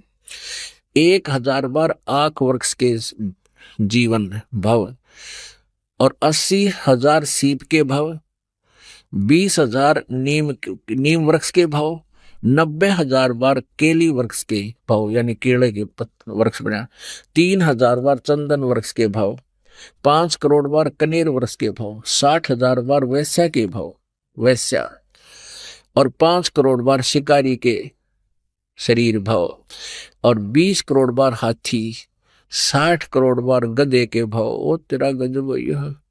30 करोड़ बार कुत्ते का जीवन, 60 करोड़ बार नपुंसक के भव, 20 करोड़ बार स्त्री के भव, 90 लाख बार धोबी के भव, 8 करोड़ बार घोड़े के भव, 20 करोड़ बार बिल्ली के शरीर भव, और 60 लाख बार गर्भपात से मरण है, माँ के पेट में मर गया, और 80 लाख बार देव प्रयाग को प्राप्त हुआ। होए केवल 80 लाख बार तो देवता बना, और गधा बना, कुत्ता बना, 30 करोड़ बार कुत्ता, कुत्ता तो एक बार बना हुआ बतेरा, ये सारा को पानी फिर जाए देवता ने। एक का जीवन बतेरा कुत्ते का, सिर में कीड़े पड़ जा, खाज लाग जा, टांग टूट जा, सर्दी में पता नहीं कहाँ पड़ा रहे। और 60 करोड़ बार गधे का जीवन, 30 करोड़ बार कुत्ते के भाव, 60 करोड़ बार नपुंसक के भाव, 20 करोड़ बार स्त्री के भाव, 90 लाख बार धोबी, 8 करोड़ बार घोड़ा, 20 करोड़ बार बिल्ली, और 60 लाख बार गर्भपात से मरण, 80 लाख बार देवता हुआ। बस 80 लाख बार तो देवता, और बाकी अविरन में टीनरी। ये तो उस प्राणी की है जो विधिवत काल के गुरु परंपरा में रहकर साधना कर रहा था। और अब ये उसके बाद ये नरक में भी गया, मारुति वाला जो फिर प्रथम नरक में गया। और फिर ये महावीर जैन हुआ, 24 में तीर्थंकर श्री महावीर भगवान हुए, महावीर भगवान हुआ। फिर ये श्री महावीर भगवान के जीव ने कितने पाखंड मचलाए, 363 पाखंड मचलाए। महावीर जैन जी के इतिहास में लिखा है कि उन्होंने कोई गुरु नहीं बनाया, और ऐसे ही मुनिवर्ती में घर से निकल गया, निवस्त्र रहने लगा, अपने आप साधना करता रहा। कुछ दिन हठ योग करके अपने विचारों को व्यक्त करने लग गया जनता में। अब वर्तमान में जो जैन धर्म में साधना है वो महावीर जैन जी द्वारा चलाए गए 363 पाखंड मत माने बकवाद साधनाएं, उन पर आधारित है पूरा जैन धर्म। दर्शकों, यह शास्त्र विरुद्ध मनमाने आचरण का परिणाम है जो अभी आपने ऋषभदेव की भयावह मौत को पढ़ा और ऋषभदेव से उपदेशी मरीचि यानी महावीर जी के जीव की दुर्गति को देखा। उपरोक्त उल्लेख से स्पष्ट हो जाता है कि इक्ष्वाकु वंशी नाभि राज तक यानी सत्य युग में लगभग 1 लाख वर्ष तक वेदों यानी गीता वाले ज्ञानानुसार पूजा की जाती थी। उसके पुत्र ऋषभदेव जी से शास्त्र विधि त्याग कर मनमाना आचरण प्रारंभ हुआ, यानी सनातनी पूजा का अंत हुआ। और यही शास्त्र विधि त्याग कर मनमाना आचरण ऋषियों ने किया तथा कुछ वेद के आधार से ओम का जाप किया तथा हठ योग घोर तप किया, समाधियां लगाई, अपनी साधना का अनुभव बताना शुरू किया, शिष्य बनाने लगे। उन्होंने जो ज्ञान ब्रह्मा जी से सुना था वह तथा कुछ अपना अनुभव हुआ, उसको मिलाकर पुराणों की रचना की।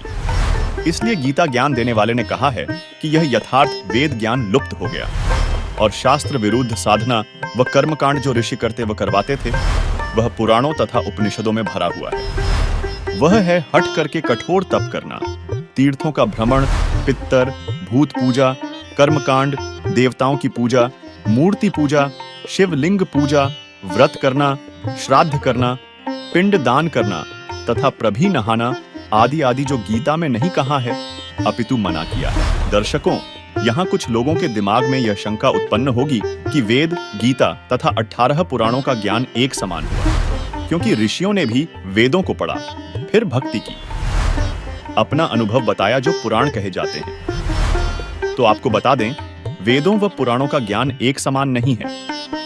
पुराणों में कुछ ज्ञान वेदों का है, शेष ऋषियों के घर का है जो व्यर्थ है, जिसका एक उदाहरण देखिए। मार्कंडेय पुराण, गीता प्रेस गोरखपुर से प्रकाशित,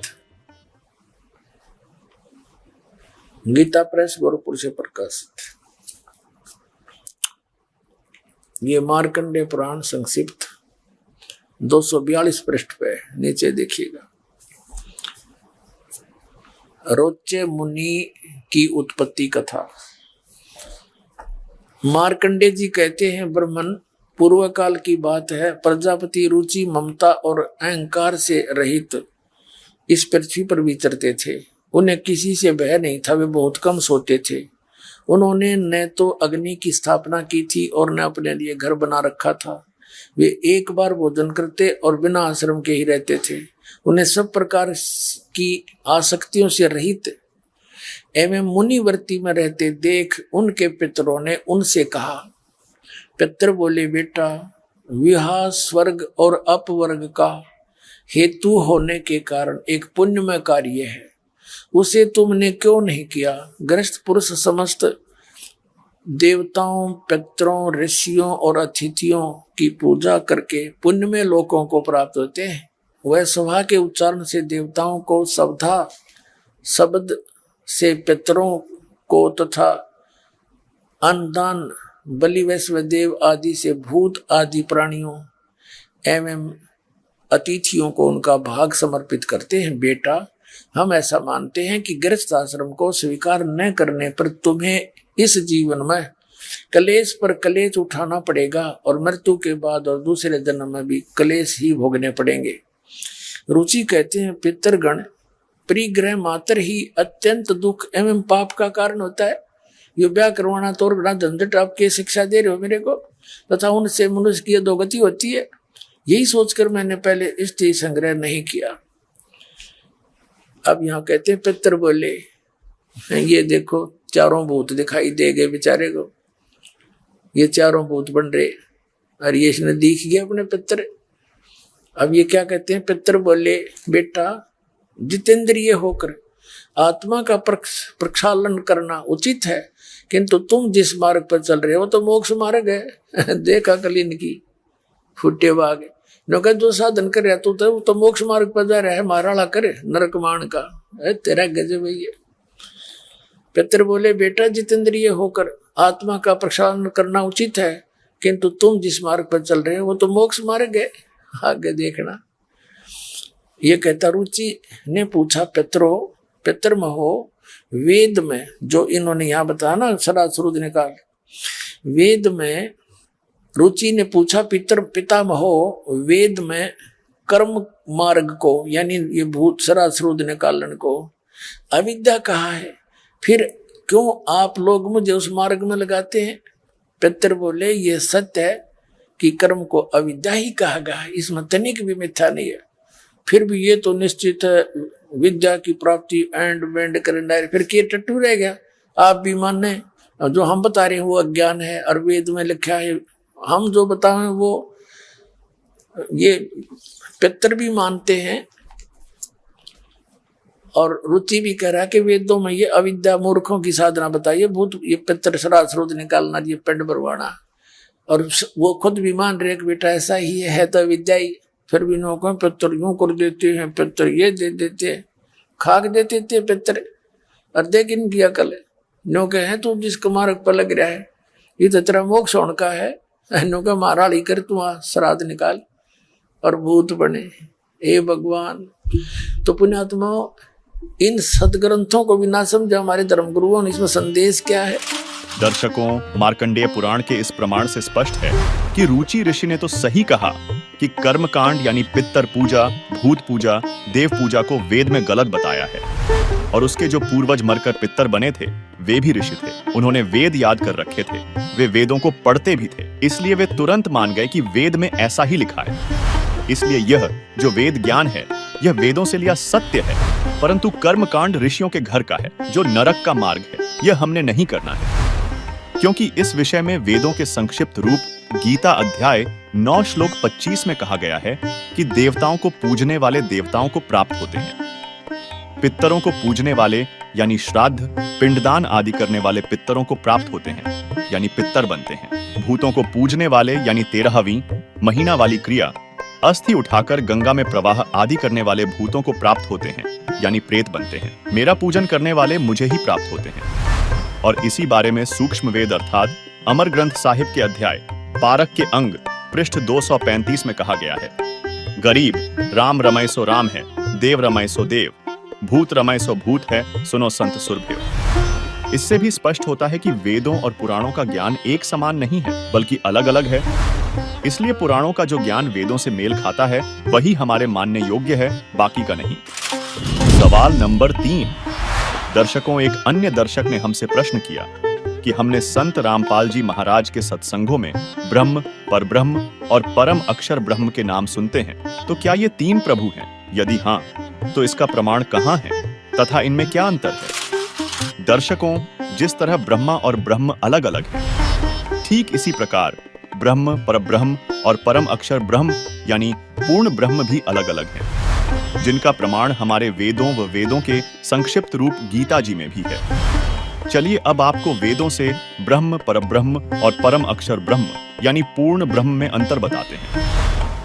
दर्शकों, ऋग्वेद मंडल 10 सूक्त 90 मंत्र 1 में वेद का ज्ञान देने वाले प्रभु ने कहा है कि विराट रूप काल भगवान अर्थात क्षर पुरुष 1000 सिरों वाला, 1000 आंखों वाला, 1000 पैरों वाला है।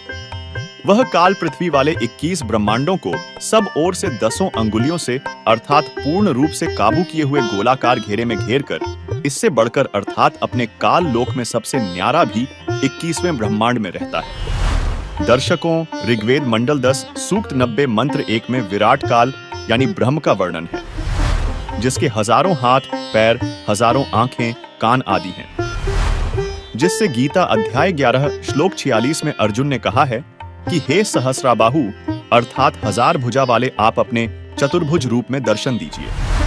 वह विराट रूप काल प्रभु अपने आधीन सर्व प्राणियों को पूर्ण काबू करके अर्थात 20 ब्रह्मांडों को गोलाकार परिधि में रोककर स्वयं इनसे अलग 21वें ब्रह्मांड में बैठा है।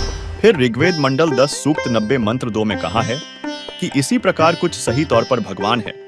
वह अक्षर पुरुष अर्थात परब्रह्म है और यह जो उत्पन्न हुआ है, जो भविष्य में होगा, सब प्रयत्न से अर्थात मेहनत द्वारा अन्न से विकसित होता है। यह अक्षर पुरुष भी संदेह युक्त मोक्ष का स्वामी है, अर्थात भगवान तो अक्षर पुरुष भी कुछ सही है, परंतु पूर्ण मोक्षदायक नहीं है। दर्शकों, ऋग्वेद मंडल 10 सूक्त 90 मंत्र 2 में परब्रह्म अक्षर पुरुष जो कि 7 शंख ब्रह्मांडों का स्वामी है का विवरण है, जो कुछ भगवान वाले लक्षणों से युक्त है, परंतु इसकी भक्ति से भी पूर्ण मोक्ष नहीं है, क्योंकि यह भी नाशवान है। इसलिए इस मंत्र में इसे संदेह युक्त मुक्तिदाता कहा है। इसे कुछ प्रभु के गुणों युक्त इसलिए कहा है कि यह काल की तरह तप्त शिला पर भून कर नहीं खाता, परंतु इस पर ब्रह्म के लोक में भी प्राणियों को परिश्रम करके कर्माधार पर ही फल प्राप्त होता है तथा अन्न से ही सर्व प्राणियों के शरीर विकसित होते हैं। जन्म तथा मृत्यु का समय भले ही काल क्षर पुरुष के ब्रह्मांडों से अधिक है, परंतु फिर भी उत्पत्ति, प्रलय तथा 84 लाख योनियों में यातना बनी रहती है। अगले मंत्र यानी ऋग्वेद मंडल 10 सूक्त 90 मंत्र 3 में कहा है कि इस अक्षर पुरुष अर्थात परब्रह्म की तो इतनी ही प्रभुता है तथा वह परम अक्षर ब्रह्म अर्थात पूर्ण ब्रह्म परमेश्वर तो इससे भी बड़ा है। समस्त क्षर पुरुष तथा अक्षर पुरुष तथा इनके लोकों में तथा सतलोक तथा इन लोकों में जितने भी प्राणी हैं, इस पूर्ण परमात्मा परम अक्षर पुरुष का एक पैर है, अर्थात एक अंश मात्र है। इस परमेश्वर के 3 दिव्य लोक जैसे सतलोक, अलख लोक, अगम लोक, अविनाशी दूसरा पैर है, अर्थात जो भी सर्व ब्रह्मांडों में उत्पन्न है वह सतपुरुष पूर्ण ब्रह्म का ही अंश है।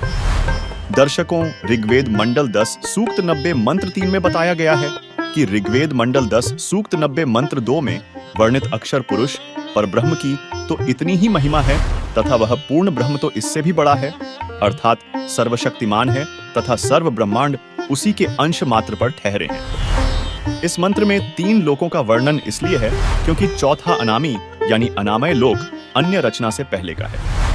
फिर ऋग्वेद मंडल 10 सूक्त 90 मंत्र 4 में वेद ज्ञान देने वाले प्रभु ने कहा है कि यह परम अक्षर ब्रह्म अर्थात अविनाशी परमात्मा ऊपर 3 लोक जैसे सतलोक, अलख लोक, अगम लोक रूप पैर अर्थात ऊपर के हिस्से में प्रकट होता है, अर्थात विराजमान है। इसी परमेश्वर पूर्ण ब्रह्म का एक पैर अर्थात एक हिस्सा जगत रूप फिर यहाँ प्रकट होता है। इसलिए वह अविनाशी पूर्ण परमात्मा खाने वाले काल अर्थात क्षर पुरुष व न खाने वाले परब्रह्म अर्थात अक्षर पुरुष के भी ऊपर सर्वत्र व्याप्त है, अर्थात उसकी प्रभुता सर्व ब्रह्मांडों व सर्व प्रभुओं पर है।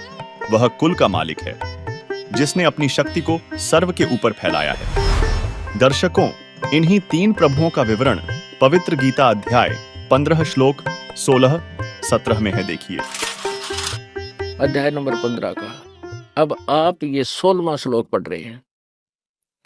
दिवौ माने 2, इमौ माने इस, पुरुषो माने परमात्मा, लोके माने संसार में। इस संसार में 2 प्रकार के परमात्मा हैं, प्रभु हैं, पुरुष हैं, प्रभु हैं, राम हैं। एक क्षर और एक अक्षर, इसको सर पुरुष कहो चाहे अक्षर पुरुष कहो।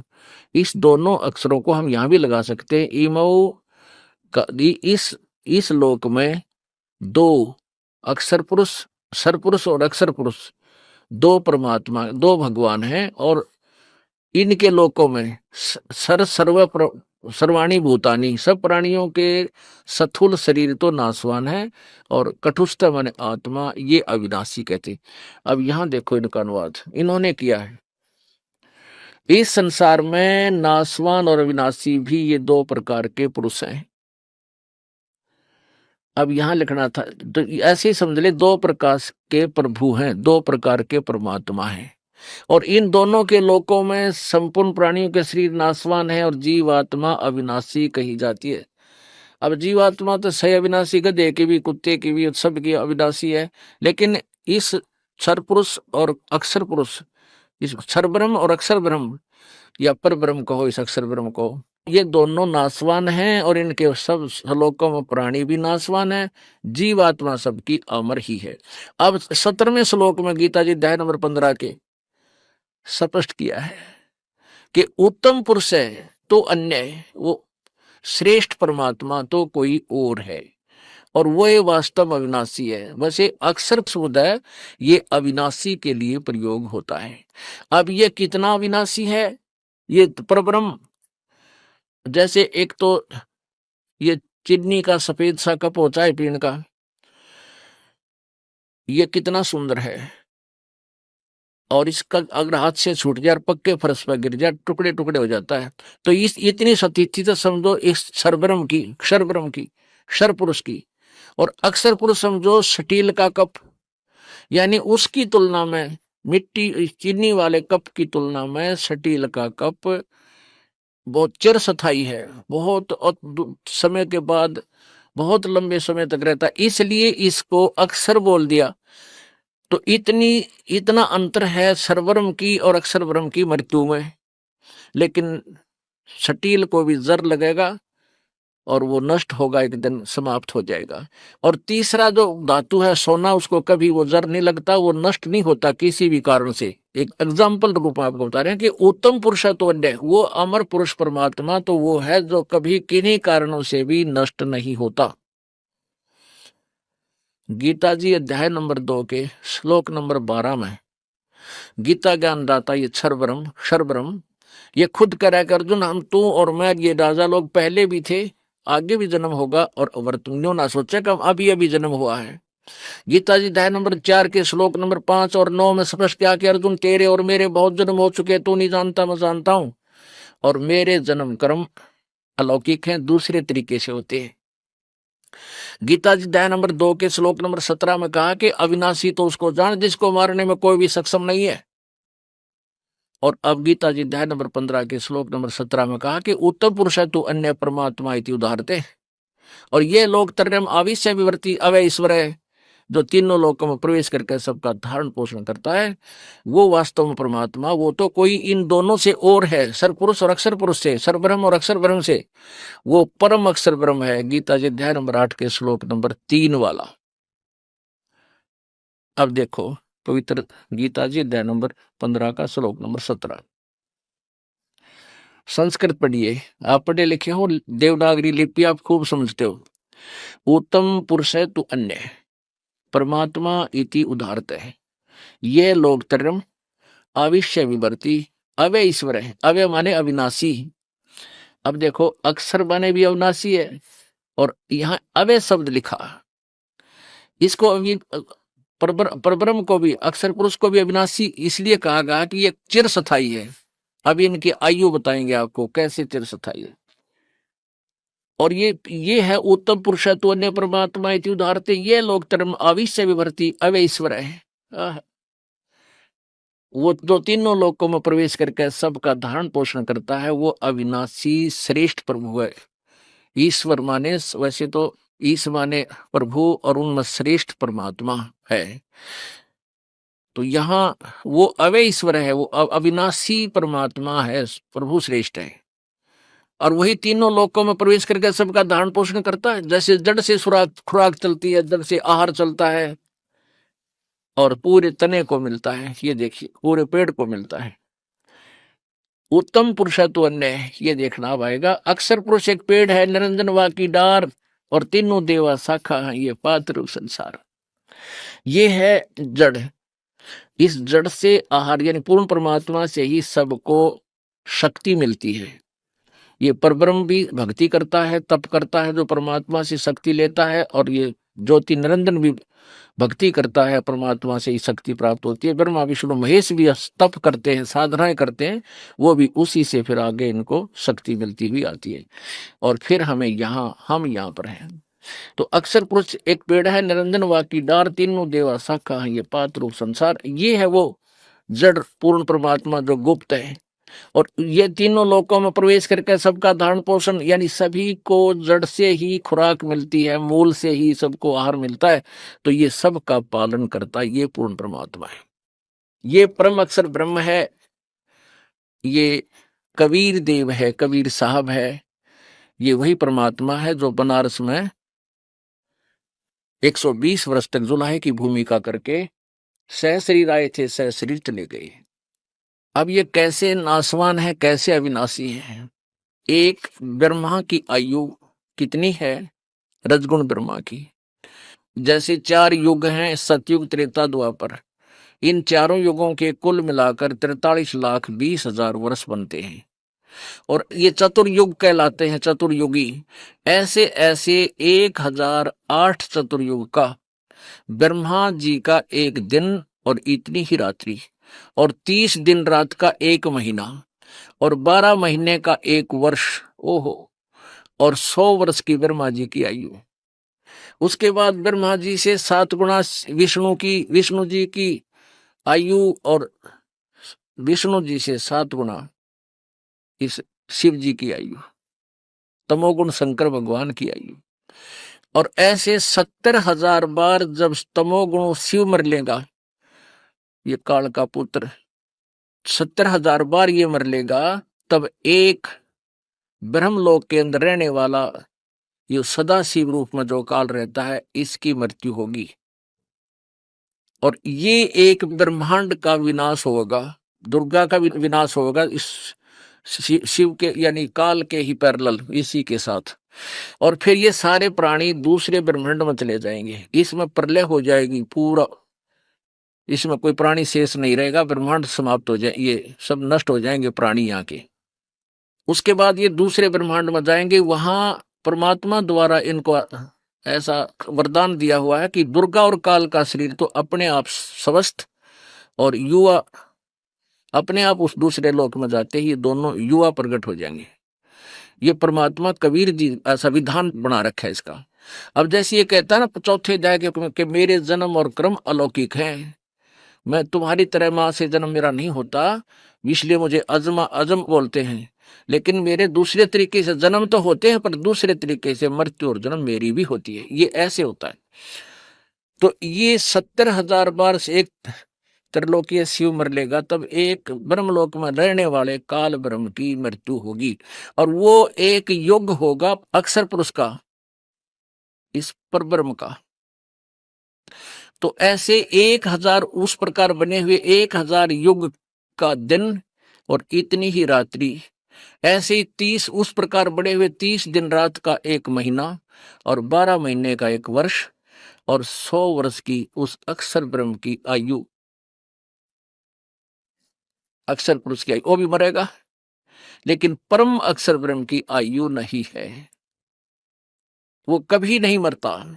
एती उम्र बुलंद मरेगा अंतरे, क्योंकि सतगुरु लगे न कान न भेंटे वो संतरे। इतनी लंबी उम्र भी होगी तो भी तुम्हारी जन्म मृत्यु रहेगी, तुम किसकी साधना करते हो, क्योंकि तुम्हें सतगुरु लगे ना कान न भेंटे वो संतरे, जो गीता जी अध्याय नंबर 4 के श्लोक नंबर 34 में जिन संतों के बारे में कहा है। इस कारण से यदि आप इन ब्रह्मा विष्णु महेश ब्रह्म तक की साधना भी करते रहोगे, तो हमारी जन्म मृत्यु की ये परंपरा, जन्म मृत्यु का दुख तुम्हारा कभी नष्ट नहीं होगा। इसलिए कहा कि भजन करो उस रब का जो दाता है कुल सब का। तो पुण्यात्माओं, समझे हो तो सिर दर पाओ, बहोर नहीं रे ऐसा दाओ। ये संसार समझदा नाई कहंदा शाम दोपहरे नो, और गरीबदास ये वक्त जाते रोगे इस पैरे नो। जो साधनाएं तुम करते हो ये यूजलेस है, ये आपको मोक्षदायक नहीं है। और तुम इन्हीं साधनाओं को श्रेष्ठ मान बैठे हो। ये संसार समझदा नहीं, कहंदा श्याम दोपहरे नो, जून का महीना और ये हरियाणा का अक्षेत्र, और शराब पी के कोई पड़ा कुरडियां पे गली में, और पसीना पसीना बुरा हाल, कुत्ते चाटे उसने, और उसको कोई कह रहा उठ तुझे ठंड में ले चलता हूँ छाया में, वो क्या कहते हैं नहीं मौज हो रही है, रहने दे, यही ठीक हो। तो हम सभी इतने अज्ञान रूप अंधकार के, इस त्रिगुण की मई माया की, इस भांग के नशे को हम इतना पी चुके हैं। कबीर ये माया अटपटी सब गटा नड़ी, और किस किस ने समझाऊं या कुएं भांग पड़ी। तो यहाँ बताते हैं समझा है तो सर दर पाओ, और नहीं रे ऐसा दाओ। ये इस काल में भगवान मान बैठे जो तुम्हें मार है काट है बुरा हाल कर रखा है, और अब भी नहीं समझे नहीं लगे इस मार्ग पे, तो कहते इस समय को रोया करोगे याद करके। दर्शकों, ऋग्वेद और गीता जी के इन प्रमाणों से यह भी स्पष्ट हुआ कि ब्रह्म, परब्रह्म और परम अक्षर ब्रह्म यानी पूर्ण ब्रह्म 3 अलग अलग शक्तियां हैं, जिसमें सर्वशक्तिमान परम अक्षर ब्रह्म है जो वास्तव में परमात्मा है, जिसकी हमें भक्ति करनी चाहिए। दर्शकों, इन तीनों प्रभुओं की विस्तृत जानकारी जानने के लिए इसी वीडियो के डिस्क्रिप्शन में दी गई वीडियो लिंक पर क्लिक करके अवश्य देखिए, जिसका टाइटल है संपूर्ण सृष्टि रचना। दर्शकों, अब आपके दिमाग में यह भी प्रश्न खड़ा होगा कि फिर वह परम अक्षर ब्रह्म कौन है, तो आपको बता दें, वह परम अक्षर ब्रह्म कोई और नहीं बल्कि 600 वर्ष पूर्व इस धरातल पर सशरीर प्रकट होकर एक गरीब जुलाहे तथा प्रसिद्ध कवि की भूमिका करने वाले कबीर जी हैं। तो कबीर साहिब जी का नाम सुनकर भी आपको बड़ा आश्चर्य हुआ होगा कि कबीर जी कैसे परम अक्षर ब्रह्म हो सकते हैं। दर्शकों, यही आश्चर्य हिंदू धर्म के धर्मगुरुओं, कथावाचकों, पंडितजनों को भी होता है। उसी से संबंधित देखिए यह वीडियो। दुर्गा ब्रह्म पर ब्रह्म की उत्पत्ति भी नहीं हुई थी, उस समय भी कबीर परमेश्वर विद्यमान थे, जिनका प्रमाण वेदों तथा गीता में भी मिलता है। के सारे प्रश्नों का हम संशय का निवारण करेंगे। अब धैर्य रखो। अब हम चलते हैं गीता जी के 8वें अध्याय के 9वें श्लोक में, जहाँ पे कबीर को परमात्मा बताया। बच्चों सर पंडित जी, कहा जाता है वेदों का निचोड़ गीता है। 8वें अध्याय का निचोड़ गीता है। वेदों का निचोड़ गीता है ना, इनसे वेदों से भी प्रमाण ले लेते हैं। 8वें अध्याय वेदों से भी प्रमाण ले लेते हैं। बिल्कुल बिल्कुल। 8वें अध्याय का 9वां श्लोक निकालिए, फिर आपको बताते हैं। निकालिए। अब देखिए इतने सारे मिल रहे हैं श्लोक, तो जरूरी नहीं कि श्लोक गलत होगा। आप बता दीजिए। तो जैसे हमारे गुरुदेव जी ने बताया है, सरलाद की आपको बताते हैं। आज तक किसी संत ने बताया नहीं परमात्मा कौन है। गीता जी में लिखा हुआ है 8वें अध्याय के 9वें श्लोक में, जो पूर्ण संत होगा ना वो ही बता पाता है परमात्मा कौन है, और किसी को नहीं पता। ये लिखा है कवियम पुराणम। गीता अध्याय 8 श्लोक 9 व 10 में लिखा है। गीता अध्याय 8 श्लोक 9। कविं पुराणं अनुशासितारम् अणोरणीयां समनुस्मरेद्यः सर्वस्य धातारमचिन्त्य रूपम् आदित्यवर्णं तमसः परस्तात्। कबीरदेव अर्थात कबीर परमेश्वर जो कवि रूप में प्रसिद्ध होता है, वह अनादि, सबके नियंता सूक्ष्म से भी अति सूक्ष्म, सबके धारण पोषण करने वाला अचिंत्य स्वरूप सूर्य के सदृश नित्य प्रकाशमान है, जो साधक उस अज्ञान रूप अंधकार से अति परे सच्चिदानंद घन परमेश्वर का स्मरण करता है। गीता अध्याय 8 श्लोक 10। प्रयाण काले मनसाचलेन भक्त्या युक्तो योग बलेन चैव भ्रुवोर्मध्ये प्राणमावेश्य सम्यक् सतं परं पुरुषमुपैति दिव्यम्। वह भक्तियुक्त साधक अंतकाल में नाम के जाप की भक्ति के प्रभाव से भ्रिकुटी के मध्य में प्राण को अच्छी प्रकार स्थापित करके फिर निश्चल मन से अज्ञात दिव्य रूप परम भगवान को ही प्राप्त होता है। ये आप इसमें तो कभी लिखा सर, ये कह रहे हैं आपको थोड़ा सा देखो, आप तो समझा रहे, लेकिन इतनी देर में उन्होंने लिखा है कि कभी लिखा है। जैसे कभी लिखा है, उसके बाद वेदों में आपको बताएंगे, आपको क्लियर करेंगे कंसेप्ट आपका। थोड़ा सा धीरज रखिए, थोड़ा पूरा होने दीजिए, अच्छा लगेगा। गीता का ज्ञान थोड़ा पूरा होने दीजिए आप। अणु अण्यसम, सूक्ष्म से भी सूक्ष्म बात को जानता है। कबीर बता रहे हैं, ये कभी इसमें लिखा हुआ है, इसको डिफाइन कीजिए, कभी क्यों लिखा हुआ है। आप कभी पे आइए, क्योंकि फिर वही फिर वो बोलने लग जाएंगे, फिर चर्चा अधूरी रह जाएगी। तम से ये बात गुप्त है, किसी को पता नहीं, पूरा संत बताएगा। ये अब ये कबीर परमात्मा क्यों है, देखिए वेदों में। पवित्र यजुर्वेद अध्याय 29 मंत्र 25 में लिखा है, आज अर्थात वर्तमान में शरीर रूप महल में दुराचार पूर्वक झूठी पूजा में लीन मननशील व्यक्तियों को लगाई हुई आग अर्थात शास्त्र विधि रहित वर्तमान पूजा जो हानिकारक होती है, अग्नि जलाकर भस्म कर देती है। ऐसे साधक का जीवन शास्त्र विरुद्ध साधना नष्ट कर देती है। उसके स्थान पर देवताओं के देवता पूर्ण परमात्मा सतपुरुष की वास्तविक पूजा है। दयालु जीव का वास्तविक साथी पूर्ण परमात्मा के स्वस्थ ज्ञान अर्थात यथार्थ भक्ति को संदेशवाहक रूप में लेकर आने वाला तथा बोध कराने वाला आप कबीर है। वही संख्या नंबर 822 सामवेद उतार्चिक अध्याय 3 खंड नंबर 5 श्लोक नंबर 8 में लिखा है, सनातन अर्थात अविनाशी कबीर परमेश्वर मानव रूप धारण करके अर्थात गुरु रूप में प्रकट होकर हृदय से चाहने वाले, श्रद्धा से भक्ति करने वाले भक्तात्मा को 3 मंत्र अर्थात नाम उपदेश देकर पवित्र करके जन्म व मृत्यु से रहित करता है तथा उसके प्राण अर्थात जीवन श्वासों को जो संस्कारवश गिनती के डाले हुए होते हैं को अपने भंडार से मित्रता के आधार से पूर्ण रूप से बढ़ाता है, जिस कारण से परमेश्वर के वास्तविक आनंद को अपने आशीर्वाद प्रसाद से प्राप्त करवाता है। कहते हैं जो कबीर साहब को पाने के जो 3 मंत्र हैं वो आपके गुरुजी देते हैं क्या? हाँ देते हैं जी, हमारे गुरुजी 3 स्टेज में सिर्फ एक संत रामपाल जी महाराज जी हैं जो सिर्फ ओम तत् सत तीनों मंत्रों का जाप अपने साधक को देते हैं। कबीर के विषय में थोड़ा डिस्कस करते हैं। अब आगे लिखा है, कबीर गिरपी वो कबीर वाणी में बोलता है, संत सोम संत के रूप में अवश्य सोम अमर परमात्मा होता है। अतिथि रेबन बहुत ऊंचे ऊंचे स्वर में बोलता है, अपने ज्ञान को प्रदर्शित करता है। और कहाँ पे रहता है? राष्ट्रीय स्तूप ऊंचे शासन में ऊपर सचखंड पे सतलोक में बैठा हुआ है परमात्मा। वहाँ से ज्ञान देने के लिए कवि के रूप में यहाँ पे आता है, वो कबीर वाणी के रूप में। इसलिए इसमें कवि लिखा हुआ है, आप समझ आए मेरे। देखिए हाँ, इसमें देखिए बड़ी देर में इन्होंने ये वैसे सही चल रहे थे, इतनी देर से समझा रहे थे, लेकिन हम लोग थोड़ा समझ नहीं पा रहे थे। हम सोच रहे थोड़ा जल्दी बताइए, लेकिन वाकई में गीता वाकई में कोड वर्डों में है पंडित जी, ये तो लेकिन हमें भी नहीं समझ आई बिल्कुल। लेकिन सर अभी जो पहले आप कह रहे थे वो कवि हैं, वो कवि क्या वाकई में? जी मेरे इंपॉर्टेंट है, पूछने की इजाजत दो तो। सर जैसे आप कृष्ण जी को परमात्मा मानते थे, कृष्ण जी तो कोई कविता नहीं लिखी, कोई ज्ञान नहीं दिया क्या? आप ब्रह्मा जी को, शिव जी को या विष्णु को परमात्मा मानते थे, उन्होंने कविताओं के माध्यम से कोई ज्ञान नहीं दिया। इट मीन्स एज पर शास्त्र वो परमात्मा नहीं है। ना दुर्गा माता ने दिया, ना रामचंद्र ने दिया, ना कृष्ण ने दिया। तो ये कविताओं के माध्यम से जो ज्ञान देता है एज पर गीता जी, वो ही पूर्ण परमात्मा होता है। वो अपने बच्चों के लिए ज्ञान को कविताओं के माध्यम से देता। अगर ये परमात्मा होते तो हमें ज्ञान दे के जाते। अगर हमारे पास अधूरा ज्ञान था। आपका कहने का मतलब ये है ना कि हमें ज्ञान पूरा नहीं था। वेदों में बोल रहे हैं आप, वेदों में लिखा है तो वेदों से प्रमाणित करिए, वेद रखे हुए हैं यहाँ पर भी, वेदों से बताइए। मेन जो परमात्मा दीजिए, वेद दिखा दीजिए। जी उन्हें भी चलेगा पता। सही बात कही है आपने, वेदों से भी प्रमाणित कर दीजिए। और दिखाइए गीता जी के अलावा। गीता जी में तो आपने दिखा दिया, हमें गीता जी के अलावा आप वेदों में भी तो होगा लिखा। वेदों में, चारों वेदों में कोई 2-4 आप हमें 1-2 प्रमाण और दीजिए ताकि हमारी एक वेद देख लेते। जब एक वेद में दिखा देंगे तो संतुष्टि होनी चाहिए। बाकी आप लोग अगर देखना चाहें तो देख सकते हैं, हम भी किसी को बताने लायक हो जाएंगे भाई।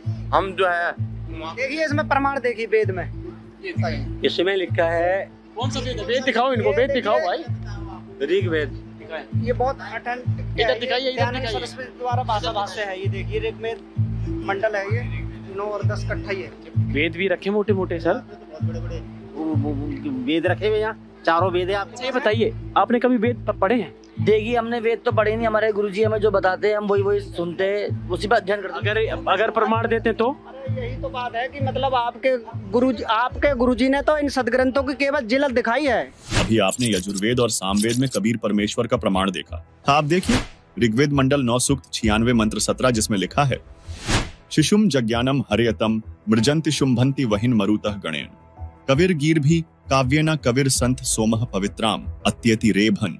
अनुवाद, पूर्ण परमात्मा मनुष्य के विलक्षण बच्चे के रूप में जानबूझकर प्रकट होता है तथा अपने तत्वज्ञान को उस समय निर्मलता के साथ उच्चारण करता है। प्रभु प्राप्ति की लगी विरह अग्नि वाले भक्त समूह के लिए कविताओं द्वारा कवित्व से अत्यधिक निर्मलता के साथ कविर वाणी अर्थात कबीर वाणी द्वारा ऊंचे स्वर से संबोधन करके बोलता हुआ वर्णन करता वह अमर पुरुष अर्थात सतपुरुष ही संत अर्थात ऋषि रूप में स्वयं कबीरदेव ही होता है। परंतु उस परमात्मा को न पहचान कर कवि कहने लग जाते हैं, परंतु वह पूर्ण परमात्मा ही होता है। उसका वास्तविक नाम कबीरदेव है। यही प्रमाण ऋग्वेद मंडल 9 सूक्त 94 मंत्र 1 में है, जिसका भावार्थ है कि जो सर्वशक्तिमान परमेश्वर है वह कवियन व्रजम न अर्थात कवियों की तरह आचरण करता हुआ पृथ्वी पर विचरण करता है। उसी परमेश्वर के विषय में ऋग्वेद मंडल 9 सूक्त 94 मंत्र 3 में कहा गया है कि जो परमात्मा कवियों की भूमिका करके सत्य भक्ति भाव को परिपूर्ण रूप से प्रदान करता है वह कबीरदेव अर्थात कबीर परमेश्वर है। उसके समान कोई भी शूरवीर नहीं है। सर्व ब्रह्मांडों के प्रभुओं में उसकी शक्ति अर्थात समर्थता का यश है। वही आगे ऋग्वेद मंडल 9 सूक्त 96 मंत्र 18 में कहा है, ऋषिमणा या ऋषिकृत स्वर्षाः सहस्त्राणि थ पदवीः कविनाम तृतीयम धाम महिषः सिषा संत सोमः विराजमानु राजतिष्ठो। अनुवाद, वेद बोलने वाला ब्रह्म कह रहा है कि जो पूर्ण परमात्मा विलक्षण बच्चे के रूप में आकर प्रसिद्ध कवियों की उपाधि प्राप्त करके अर्थात एक संत या ऋषि की भूमिका करता है, उस संत रूप में प्रकट हुए प्रभु द्वारा रची हजारों वाणी संत स्वभाव वाले व्यक्तियों अर्थात भक्तों के लिए स्वर्ग तुल्य आनंददायक होती है। वह अमर पुरुष अर्थात सतपुरुष तीसरे मुक्तिलोक अर्थात सतलोक की सुदृढ़ पृथ्वी को स्थापित करने के पश्चात मानव सदृश संत रूप में गुबंद अर्थात गुंबज में उच्च टिल्ले जैसे सिंहासन पर उज्जवल स्थूल आकार में अर्थात मानव सदृश तेजोमय शरीर में विराजमान है, यानी वहां राजा के समान बैठा है। इसी का समर्थन ऋग्वेद मंडल 9 सूक्त 86 मंत्र 27 भी करता है, जिसमें स्पष्ट लिखा है परमात्मा द्युलोक के तीसरे पृष्ठ पर विराजमान है।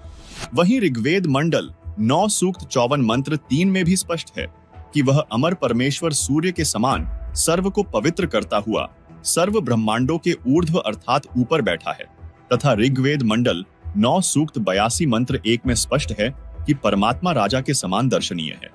दर्शकों, हम सभी अब तक काल के एक ब्रह्मांड में बने 3 लोक स्वर्गलोक, पृथ्वीलोक और पाताल लोक से परिचित हैं, जबकि ऋग्वेद मंडल 9 सूक्त 96 मंत्र 18 में तीसरे धाम सतलोक को कहा है। जैसे एक ब्रह्म का लोक जो 21 ब्रह्मांड का क्षेत्र है, दूसरा परब्रह्म का लोक जो 7 संख ब्रह्मांड का क्षेत्र है, तीसरा परम अक्षर ब्रह्म अर्थात पूर्ण ब्रह्म का सतलोक है जो असंख्य ब्रह्मांडों का क्षेत्र है। क्योंकि पूर्ण परमात्मा ने सतलोक में सतपुरुष रूप में विराजमान होकर नीचे के लोकों की रचना की है, इसलिए ऋग्वेद मंडल नंबर 9 सूक्त 96 मंत्र 18 में नीचे के ब्रह्म और परब्रह्म के लोकों की गणना करते हुए तीसरा धाम सतलोक को कहा है। दर्शकों, वेदों के उपरोक्त मंत्रों से स्पष्ट होता है कबीरदेव पूर्ण परमात्मा है, जिसे हम अपनी बोलचाल की भाषा में कबीर साहिब कहते हैं। वह कबीर परमात्मा एक संत रूप में प्रकट होता है और कबीर वाणी अर्थात दोहों लोकोक्तियों के माध्यम से अपना तत्वज्ञान प्रदान करता है, जिससे एक प्रसिद्ध कवि भी कहलाता है, लेकिन वह होता है परमात्मा।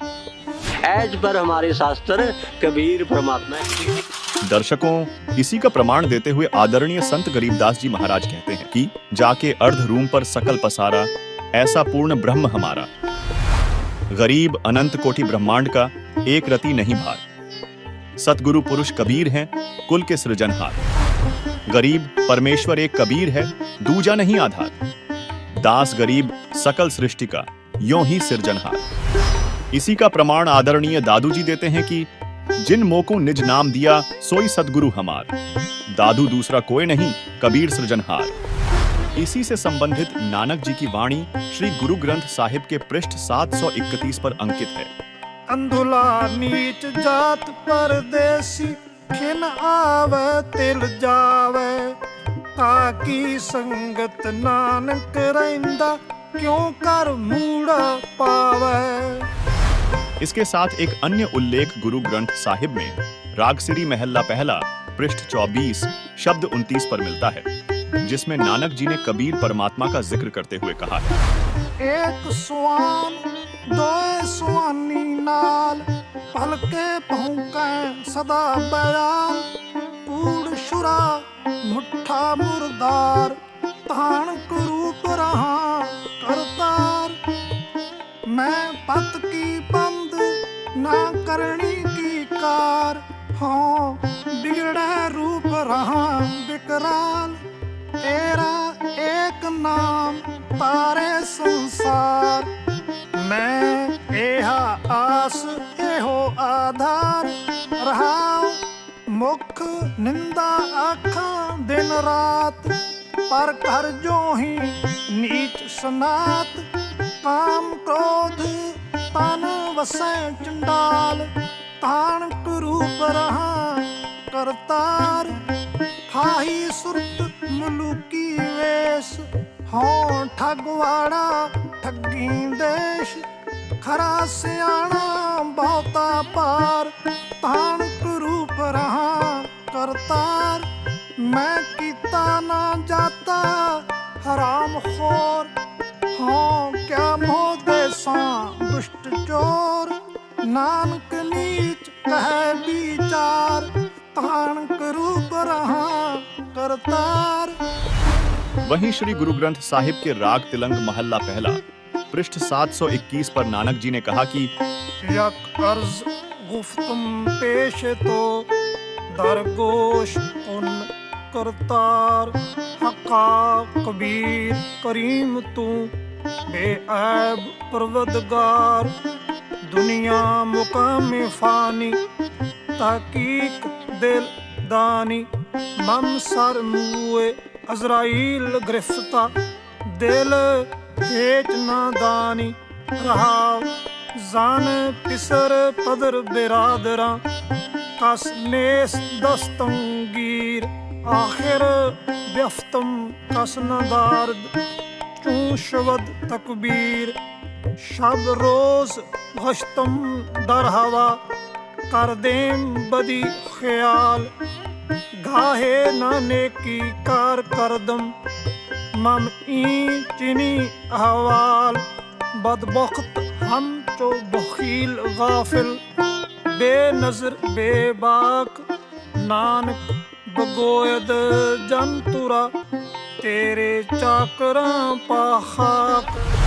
अर्थात हे शब्द स्वरूपी करता अर्थात शब्द से सर्व सृष्टि के रचनहार निर्गुणी संत रूप में आए दयालु सत कबीर आप निर्विकार परमेश्वर हैं। आपके समक्ष अर्थात आपके द्वार पर पूरी तरह जानकर एक हृदय से विशेष प्रार्थना है कि हे महबूब यह संसार रूपी ठिकाना नाशवान है। जीव के शरीर त्यागने के पश्चात अजराइल नामक फरिश्ता यमदूत बेरहमी के साथ पकड़कर ले जाता है। उस समय कोई साथी व्यक्ति जैसे बेटा पिता भाई चारा साथ नहीं देता। अंत में सर्व उपाय फर्ज अर्थात कोई क्रिया काम नहीं आती तथा आवाज भी बंद हो जाती है। प्रतिदिन की तरह न रुकने वाली चलती हुई वायु की तरह बुरे विचार गस्त करते रहते। शुभ कर्म करने का मुझे कोई जरिया अर्थात साधन नहीं मिला। ऐसे बुरे समय में हमारे जैसे नादान लापरवाह भक्ति और भगवान का वास्तविक ज्ञान न होने के कारण ज्ञान नेत्रहीन था तथा ऊवा बाई का ज्ञान कहता था। नानक जी कह रहे हैं कि हे कबीर परमेश्वर आपकी कृपा से आपके सेवकों के चरणों की धूल डूबता हुआ बंदा पार हो गया। दर्शकों इन सभी प्रमाणों से स्पष्ट होता है कि परम अक्षर ब्रह्म अर्थात पूर्ण ब्रह्म वास्तव में कबीर परमेश्वर जी हैं और यही हमारे लिए पूजा योग्य है। दर्शकों आज के इस वीडियो में हमने आपके द्वारा पूछे गए 3 सवालों के जवाब प्रमाण सहित दिए। ऐसे ही अन्य सवालों के उत्तर जानने के लिए प्रतिदिन देखिए संत रामपाल जी महाराज यूट्यूब चैनल तथा अगले हफ्ते एक बार हम फिर मिलेंगे आपके कुछ और सवालों के साथ। तब तक के लिए धन्यवाद। आइए अब हम उन श्रद्धालुओं के अनुभव जानते हैं जो जगत गुरु तत्वदर्शी संत रामपाल जी महाराज जी से दीक्षा प्राप्त कर चुके हैं तथा उनके द्वारा बताए गए भक्ति मार्ग पर चल रहे हैं। नमस्कार दर्शकों, मनुष्य जब अपने पारंपरिक भक्ति साधनाओं को करता है और उन्हें करते हुए भी जब उसे कोई लाभ नहीं मिलता तब वो दरवाजे खटखटाता है अन्य धर्मों के। ऐसी ही कुछ कहानी है कैथल हरियाणा के रहने वाले विनोद जी की। जब विनोद जी को अपनी पारंपरिक भक्ति साधनाओं से लाभ मिलता ना नजर आया तब इन्होंने मस्जिद और गुरुद्वारे के दरवाजे खटखटाए, लेकिन फिर भी इन्हें उससे कोई लाभ नहीं मिला। आज इनका कहना है कि जब से मैंने संत रामपाल जी महाराज से नाम उपदेश लिया है तब से मेरे जीवन में चमत्कारिक बदलाव देखने को मिले हैं। तो आइए जानते हैं कि वो चमत्कारिक बदलाव क्या है। सुनते हैं विनोद जी की कहानी उन्हीं की जुबानी। नमस्कार सर। सत साहिब जी। सर क्या नाम है आपका? मेरा नाम जी विनोद दास है, मैं कैथल से हूँ। सर संत रामपाल जी महाराज से नाम दीक्षा आपने कब ली? मैं जी 2014 में ली। सर संत रामपाल जी महाराज से नाम दीक्षा लेने से पहले क्या आप कोई भक्ति साधना भी करते थे? भक्ति साधना ऐसा करता था जी, मैं बचपन में हनुमान जी का भगत था। पहले मिट्टी की मूर्ति बना के उसकी दीवार में अलमारी में चिपका के सिंदूर वगैरह ऐसा करा करता था। जैसे जैसे मैं बड़ा होता रहा भक्ति में लीन होता रहा। मैं फिर दूर दूर जाने लगा, तीर्थ यात्रा करने लगा। कभी मथुरा जी जाता था, कभी गोवर्धन पर्वत पे इधर यात्रा करने जाता था, इधर मेहंदीपुर बालाजी जाया करता था, इधर खाटू श्याम जाया करता था। इधर मैंने 8-9 देवी हिमाचल में, वैष्णो देवी कांगड़ा जी, ज्वाला जी, चिंतपूर्णी, गुरु गोरखनाथ जी, मनसा देवी, इधर मैंने बहुत यात्रा करी। यात्रा करते करते मैं फिर गुरुद्वारों में भी जाने लग गया। जैसे जैसे बड़ा होता रहा, गुरुद्वारे के बाद मैं ईसाइयों के यहाँ गिरजाघरों में भी जाया करता था, उनका भी प्रचार सुनता था। ऐसे फिर मैं पीर पैगंबरों पे भी जाने लग गया। जैसे जैसे बड़ा होता रहा, शुरू में तो मेरे काम धंधे ठीक थे, बाद में काम धंधे मेरे जवाब देने लग गए। जाते जाते मेरे को फिर बहुत उम्र होगी और काम धंधा कहीं बना नहीं। पहले से मेरे को फिर हानियाँ होने लग गई थी मेरे शरीर में। अब मैं देखता, जहाँ भी मत्था टेकता, कभी जाता तीर्थ स्नान पे, तो मैं सोचता भी मेरी बीमारी तो शरीर की बढ़ने लग रही है। मेरे शरीर के जोड़ दर्द, ऐसे ये जो अंग हैं ये अलग अलग हो गए, ऐसे हिलने लग गए थे जगह जगह। मेरे पैर भी दुखने लग गए थे। जब ज़मीन पे पैर रखते तो ऐसे पैर कच्चे हो चुके थे, तो ऐसे लिगड़ती, हाय इधर से दुख रहा, उधर से दुख रहा। ऐसे जाते जाते फिर मैं अपने परिवार को भी ले जाता जी, रात को दिन को परिवार को ले जाता। अब सारे दुखी होने लग गए, भाई ये क्या धंधा, काम धंधे भी छूट गए और कहीं भी कोई लाभ नहीं होया। सर फिर आप संत रामपाल जी महाराज की शरण में कैसे आए? एक दिन क्या होया, मैं काम धंधे से आया, आके हमने टेलीविज़न चलाया और रोटी खाने बैठ गया। तो गुरुजी महाराज संत रामपाल जी ये बता रहे उस वक्त कि ब्रह्मा विष्णु शिव इनकी भी मृत्यु होती है, इनके भी माता पिता। हमने कभी ऐसा ज्ञान सुना नहीं भी, ब्रह्मा विष्णु जी शिव की भी मृत्यु होती है, इनका भी जन्म। फिर उस वक्त मेरे को यहाँ चोट लगी भी, भाई इस सत्संग में इस गुरु जी के में कोई ऐसी खास बात है। फिर अगले दिन फिर वो थोड़ा सा देख पाया था मैं, कोई 10-15 मिनट, 10-1 मिनट का। अगले दिन फिर हमने चलाया तो फिर गुरु जी का वो कड़ी जो रह गई थी वो आई। उस दिन के बाद जी हम फिर गुरु जी का सत्संग हमने 1.5 पौने 2 महीने ऐसे देखा। गुरु जी का ज्ञान आ गया भी, संत रामपाल जी का भाई पूर्ण परमात्मा तो ये आगे, और हम टेलीविज़न पे गुरुओं की जांच कर रहे हैं भी कौन सा गुरु अच्छा है, किसका ज्ञान अच्छा है।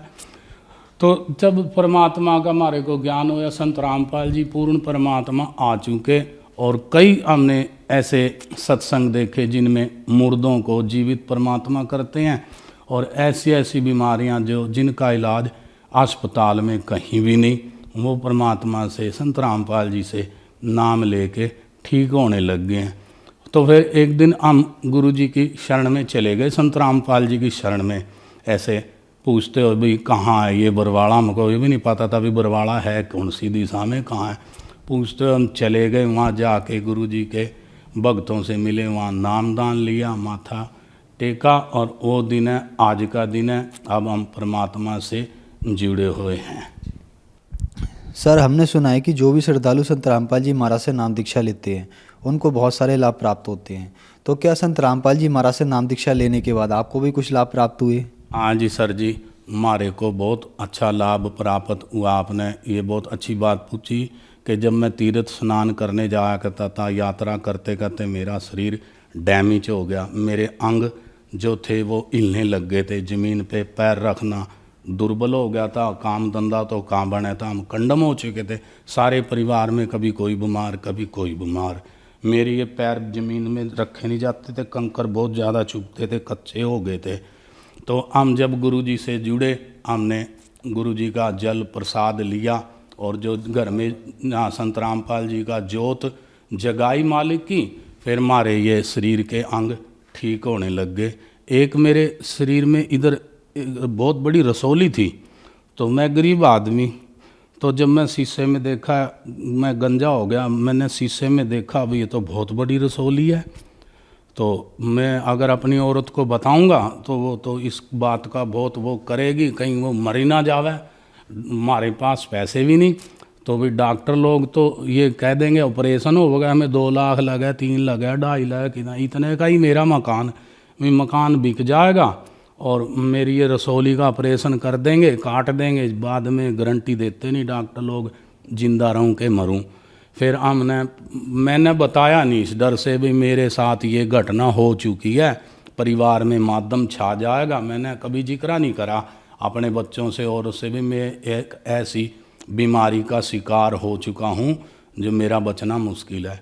फिर मैं परमात्मा से जुड़ गया था। मैंने घर में जोत जगाई मालिक की। जोत जगाने के बाद में मेरे घर से जैसे मैं आधी रात को पेशाब करने उठ जाया करता था, तो जब कुछ ही दिन हुए थे मालिक से, जैसे 15-20 दिन हुए, तो मेरे को क्या दिखा, मेरे घर से काले काले परछाइयाँ जाने लग रही हैं घर से निकल के।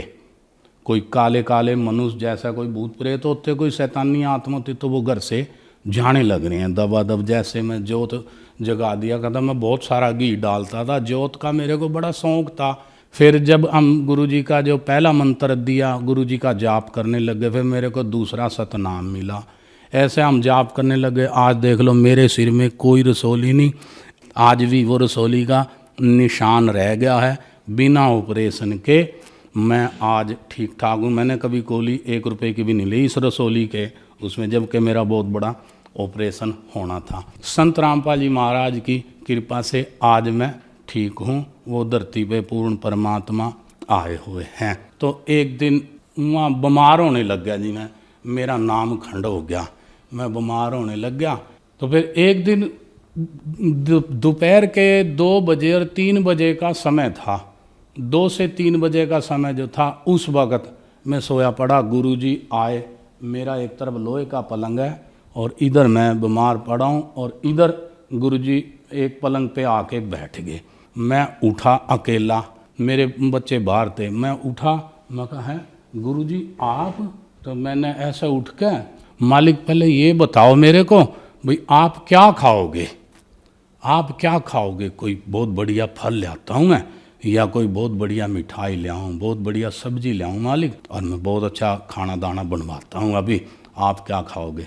गुरुजी बोले भाई बेटा मैंने कुछ नहीं खाना, मैं तेरे पास थोड़ी सी देर के लिए आया हूँ तेरे को दर्शन देने। तो गुरुजी ने मेरे को पिछले जन्म की, जब काशी जी के अंदर परमात्मा 620 बरस के लगभग कबीर साहब अपने ओरिजिनल रूप में परमात्मा आए हुए थे, तो उस वक़्त परमात्मा से मैं कभी नाम लिया था मालिक से। उस समय में मालिक ने मेरा ऐसे करके पिछला जन्म दिखाया। जब मैं बैठता था तो मेरे सिर के बाल, ये लटां थी मेरी यहाँ तक। जब मैं ज़मीन पे बैठता था ऐसे मेरी लटां थी, चौंकड़ी मार के बैठता था मैं, हाथ जोड़ के ऐसे परमात्मा की भक्ति करा करता था। और मेरी ये सफ़ेद दाढ़ी थी, ऐसे ये दाढ़ी थी, बड़े बड़े मूँछ थे सफ़ेद बाल के, आँखों के भी ये मोटे मोटे सफ़ेद बाल ऐसे ऐसे थे। तो मैं एक ऋषि था, धोती और कुर्ता बांधता था ऐसे, वो मेरे को मालिक ने दिखाया। तो एक बार की बात है जी, मैं तीर्थ यात्रा करते करते बहुत दुखी हो गया। मेरे जो मैं कपास की मशीनों का मिस्त्री भी था, तो मैं बहुत दुखी हो गया।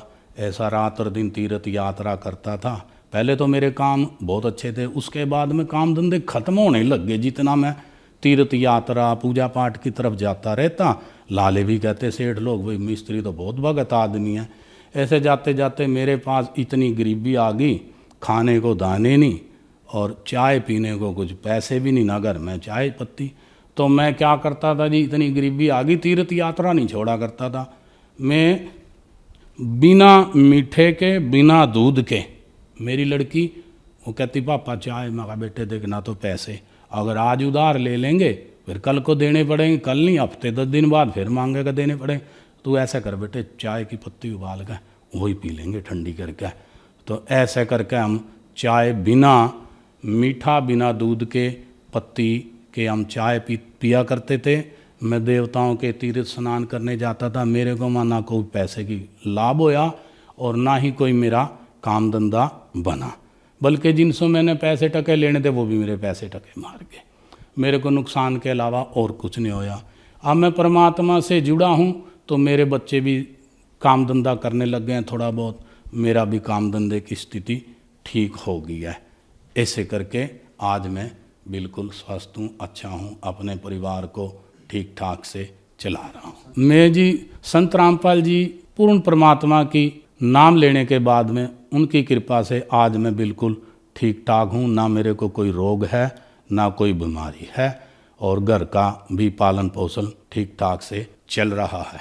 और लाभ जी ऐसा है कि मेरा लड़का है वो मंजी पे पड़ा था, मंजी पे पड़ा रहता था। अब डॉक्टरों को दिखाते, डॉक्टरों के बड़े बड़े अस्पताल में चक्कर मारने पड़ते हैं, मिलता जाता कुछ नहीं, गोलियां कुछ दे देते हैं और बीमारी कोई है दवाई कोई। अब खाए गए बच्चा मेरा मंजे पे पड़ चुका था, मोहल्ले में सबको पता है। उसकी पागलों जैसी हरकत हो गई थी, शरीर हो गया था और डैमेज हो गया था, सारे अंग शरीर दुख गए थे। क्योंकि मैं परिवार को खींचता था, भाई चलो भाई तीर्थ यात्रा करते हैं, आज गोगा जी जाएंगे, आज रामदेवरा जाएंगे, है जी, आज मेहंदीपुर बालाजी, खाटू श्याम, इधर में जाता रहता था। और जब परमात्मा से मैं जुड़ा, उनसे भक्ति ली, मैंने बच्चों को नामदान दवाया। आज मेरा बच्चा जो मंजे पे पड़ा था, आज मेरा लड़का करीब 24-25 साल का है और वो मंजे पे पड़ा रहता था। चलना फिरना मोहताज, उसकी याददाश्त भी खत्म हो चुकी थी, बिल्कुल बावड़ा सा हो चुका था, अंग दुखते थे, ये गोड्डे के जोड़ ढकने अलग हो चुके थे, ऐसे ऐसे। एक बार दिखाने लगा तो दोनों जोड़ ऐसे ऊपर की जो ढक्कन होते हैं गोड्डे के, वह ऐसे ऐसे हिला रहा वो जो मालिश करने वाला, वो कह रहा है ये तो ढक्कन तो इसके अलग हो रहे हैं, ये क्या हो गया भाई। वहाँ भी ऐसा कुछ खाया भी नहीं, कुछ करा भी नहीं, वो दवाएं ले लेते हैं। कभी तेल ताल मलस दे रहो, दो मेरे बस का तो है नहीं, कोई डॉक्टरों को दिखाओ। फिर हम कुछ दिन बाद गुरुजी से नाम लिया, मेरा बच्चा ठीक हो, गुरुजी से हमने प्रार्थना लगाई, गुरुजी से एक बार नाम दिलवाया। नाम दिलवाने के बाद में मेरे लड़के के यहाँ एक काला सा इतना बड़ा कोई चीज़ निकली, उसके ऊपर बाल, शरीर के अंदर से ऐसे निकले। संत रामपाल जी के वहाँ लेके गया जी, वो पूर्ण परमात्मा धरती पे आए हैं। तो मैं लाइन में लगा के ले गया। गुरुजी ऐसे आशीर्वाद देते हैं सबके ऊपर, ऐसे बेटा भक्ति करना, ऐसे चलते रहते हैं, हम ऐसे सिर कर लेते हैं। तो मेरे बच्चे के सिर पे गुरुजी ने हाथ रखा, मैं गुरुजी मेरी प्रार्थना, बोले वहीं रुक गए, कोई बोलो भगत जी। तो मैं कहा मालिक ऐसा है, अभी हम नाम लेके गए हैं, कोई 15-20 दिन हुए हैं और इसके शरीर में से ये यहाँ से ये निकल गया, यहाँ से ये निकल गया। और मेरे बच्चे कहते हैं भाई ये तो पागल हो गया। मैं कहा बेटा अगर ये पागल हो गया बच्चा तो मैं तो मकान बेच दूंगा, फिर मैं अस्पताल में पैसे लगा दूंगा, किराए पे फिरना। तो मैं कहा गुरुजी ये यहाँ ये लिकड़ गया। गुरुजी ने क्या दिखाओ कहाँ है। मैंने पहले ही पैंट नीचे कर रखी थी, कमीज ऊपर कर दी। मैं कहा गुरुजी यहाँ ये इतना बड़ा निकल गया। और ऐसे गुरुजी ने हाथ फेरा, ऐसे करके हाथ फेरा, कह जाओ बेटा ठीक हो जाएगा। सिर पे हाथ फेरा, बोले भक्ति करिए बेटा, जा ठीक हो जाएगा। हम आश्रम से बाहर आए हैं, वो मैं देखता हूँ कहाँ गया। मैं कहा दिखाइए बेटा। वो देखा तो वो सिर्फ एक काला सा निशान रह गया, वो तो अंदर ही चला गया जो भी सौदा था, जिसको देखते मेरे शरीर के बाल खड़े हो जाते। आज भी याद करता हूँ। सर संत रामपाल जी महाराज से नाम दीक्षा लेने के बाद आपको बहुत सारे लाभ मिले। यहाँ एक विचारणीय विषय ये है हमारे दर्शकों में कि आपने बताया कि आपने चारों धाम की यात्रा गई, आपने इतने तीर्थ किए कि बताना भी बहुत यहाँ मुश्किल हो जाएगा। मैं सारे दिन में बता नहीं सकता। आपको और आपके बच्चों को और आपकी पत्नी को इतने तीर्थ किए कि आप लोगों का शरीर भी खराब हो गया तीर्थ करते करते। लेकिन उन सारे तीर्थों करके आपको लाभ नहीं मिला, लेकिन आप संत रामपाल जी महाराज की शरण में आए, आपको बहुत सारे लाभ मिले। तो यहाँ विचारणीय विषय ये है कि इतने सारे तीर्थ करने के बाद भी वहाँ आपको लाभ नहीं मिलता है और फिर आप लोग संत रामपाल जी महाराज की शरण में जाते हैं, उनको लाभ मिल जाता है। इसके पीछे क्या कारण है? संत रामपाल जी जो आपको मंत्र देते हैं, भक्ति देते हैं, वेद शास्त्रों के अनुसार जो वेद शास्त्रों में लिखा हुआ है मंत्र, उनको जाप करने से हमारे को लाभ होते हैं। और ये संत रामपाल जी पूर्ण परमात्मा कबीर साहब का अवतार आ चुके हैं।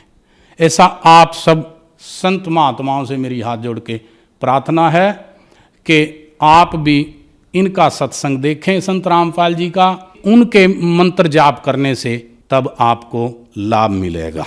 हाँ, बीमारियां दूर होंगी, आपकी उम्र भी बढ़ेगी। जैसे मेरी बीमारी खत्म होगी, मैंने कोई दवाई नहीं ली, आज मेरी ये रसोली बिल्कुल ठीक है और मैं काम धंधा करता हूँ। ये देखो बिल्कुल सब सही है मेरा। संत रामपाल जी की कृपा से ये पूर्ण परमात्मा आया है। सर संत रामपाल जी महाराज से कैसे जुड़ सकते हैं? कोई भी भक्त आत्मा या कोई संत ऋषि गुरु कोई भी जुड़ना चाहता है, सबसे पहले आपको टेलीविजन पे संत रामपाल जी का सत्संग सुनना जरूरी है। जब आपको ज्ञान होगा तब आप परमात्मा से नाम ले लें। ये पूर्ण परमात्मा कबीर साहब आए हुए हैं संत रामपाल जी के चोले में। धन्यवाद सर। धन्यवाद।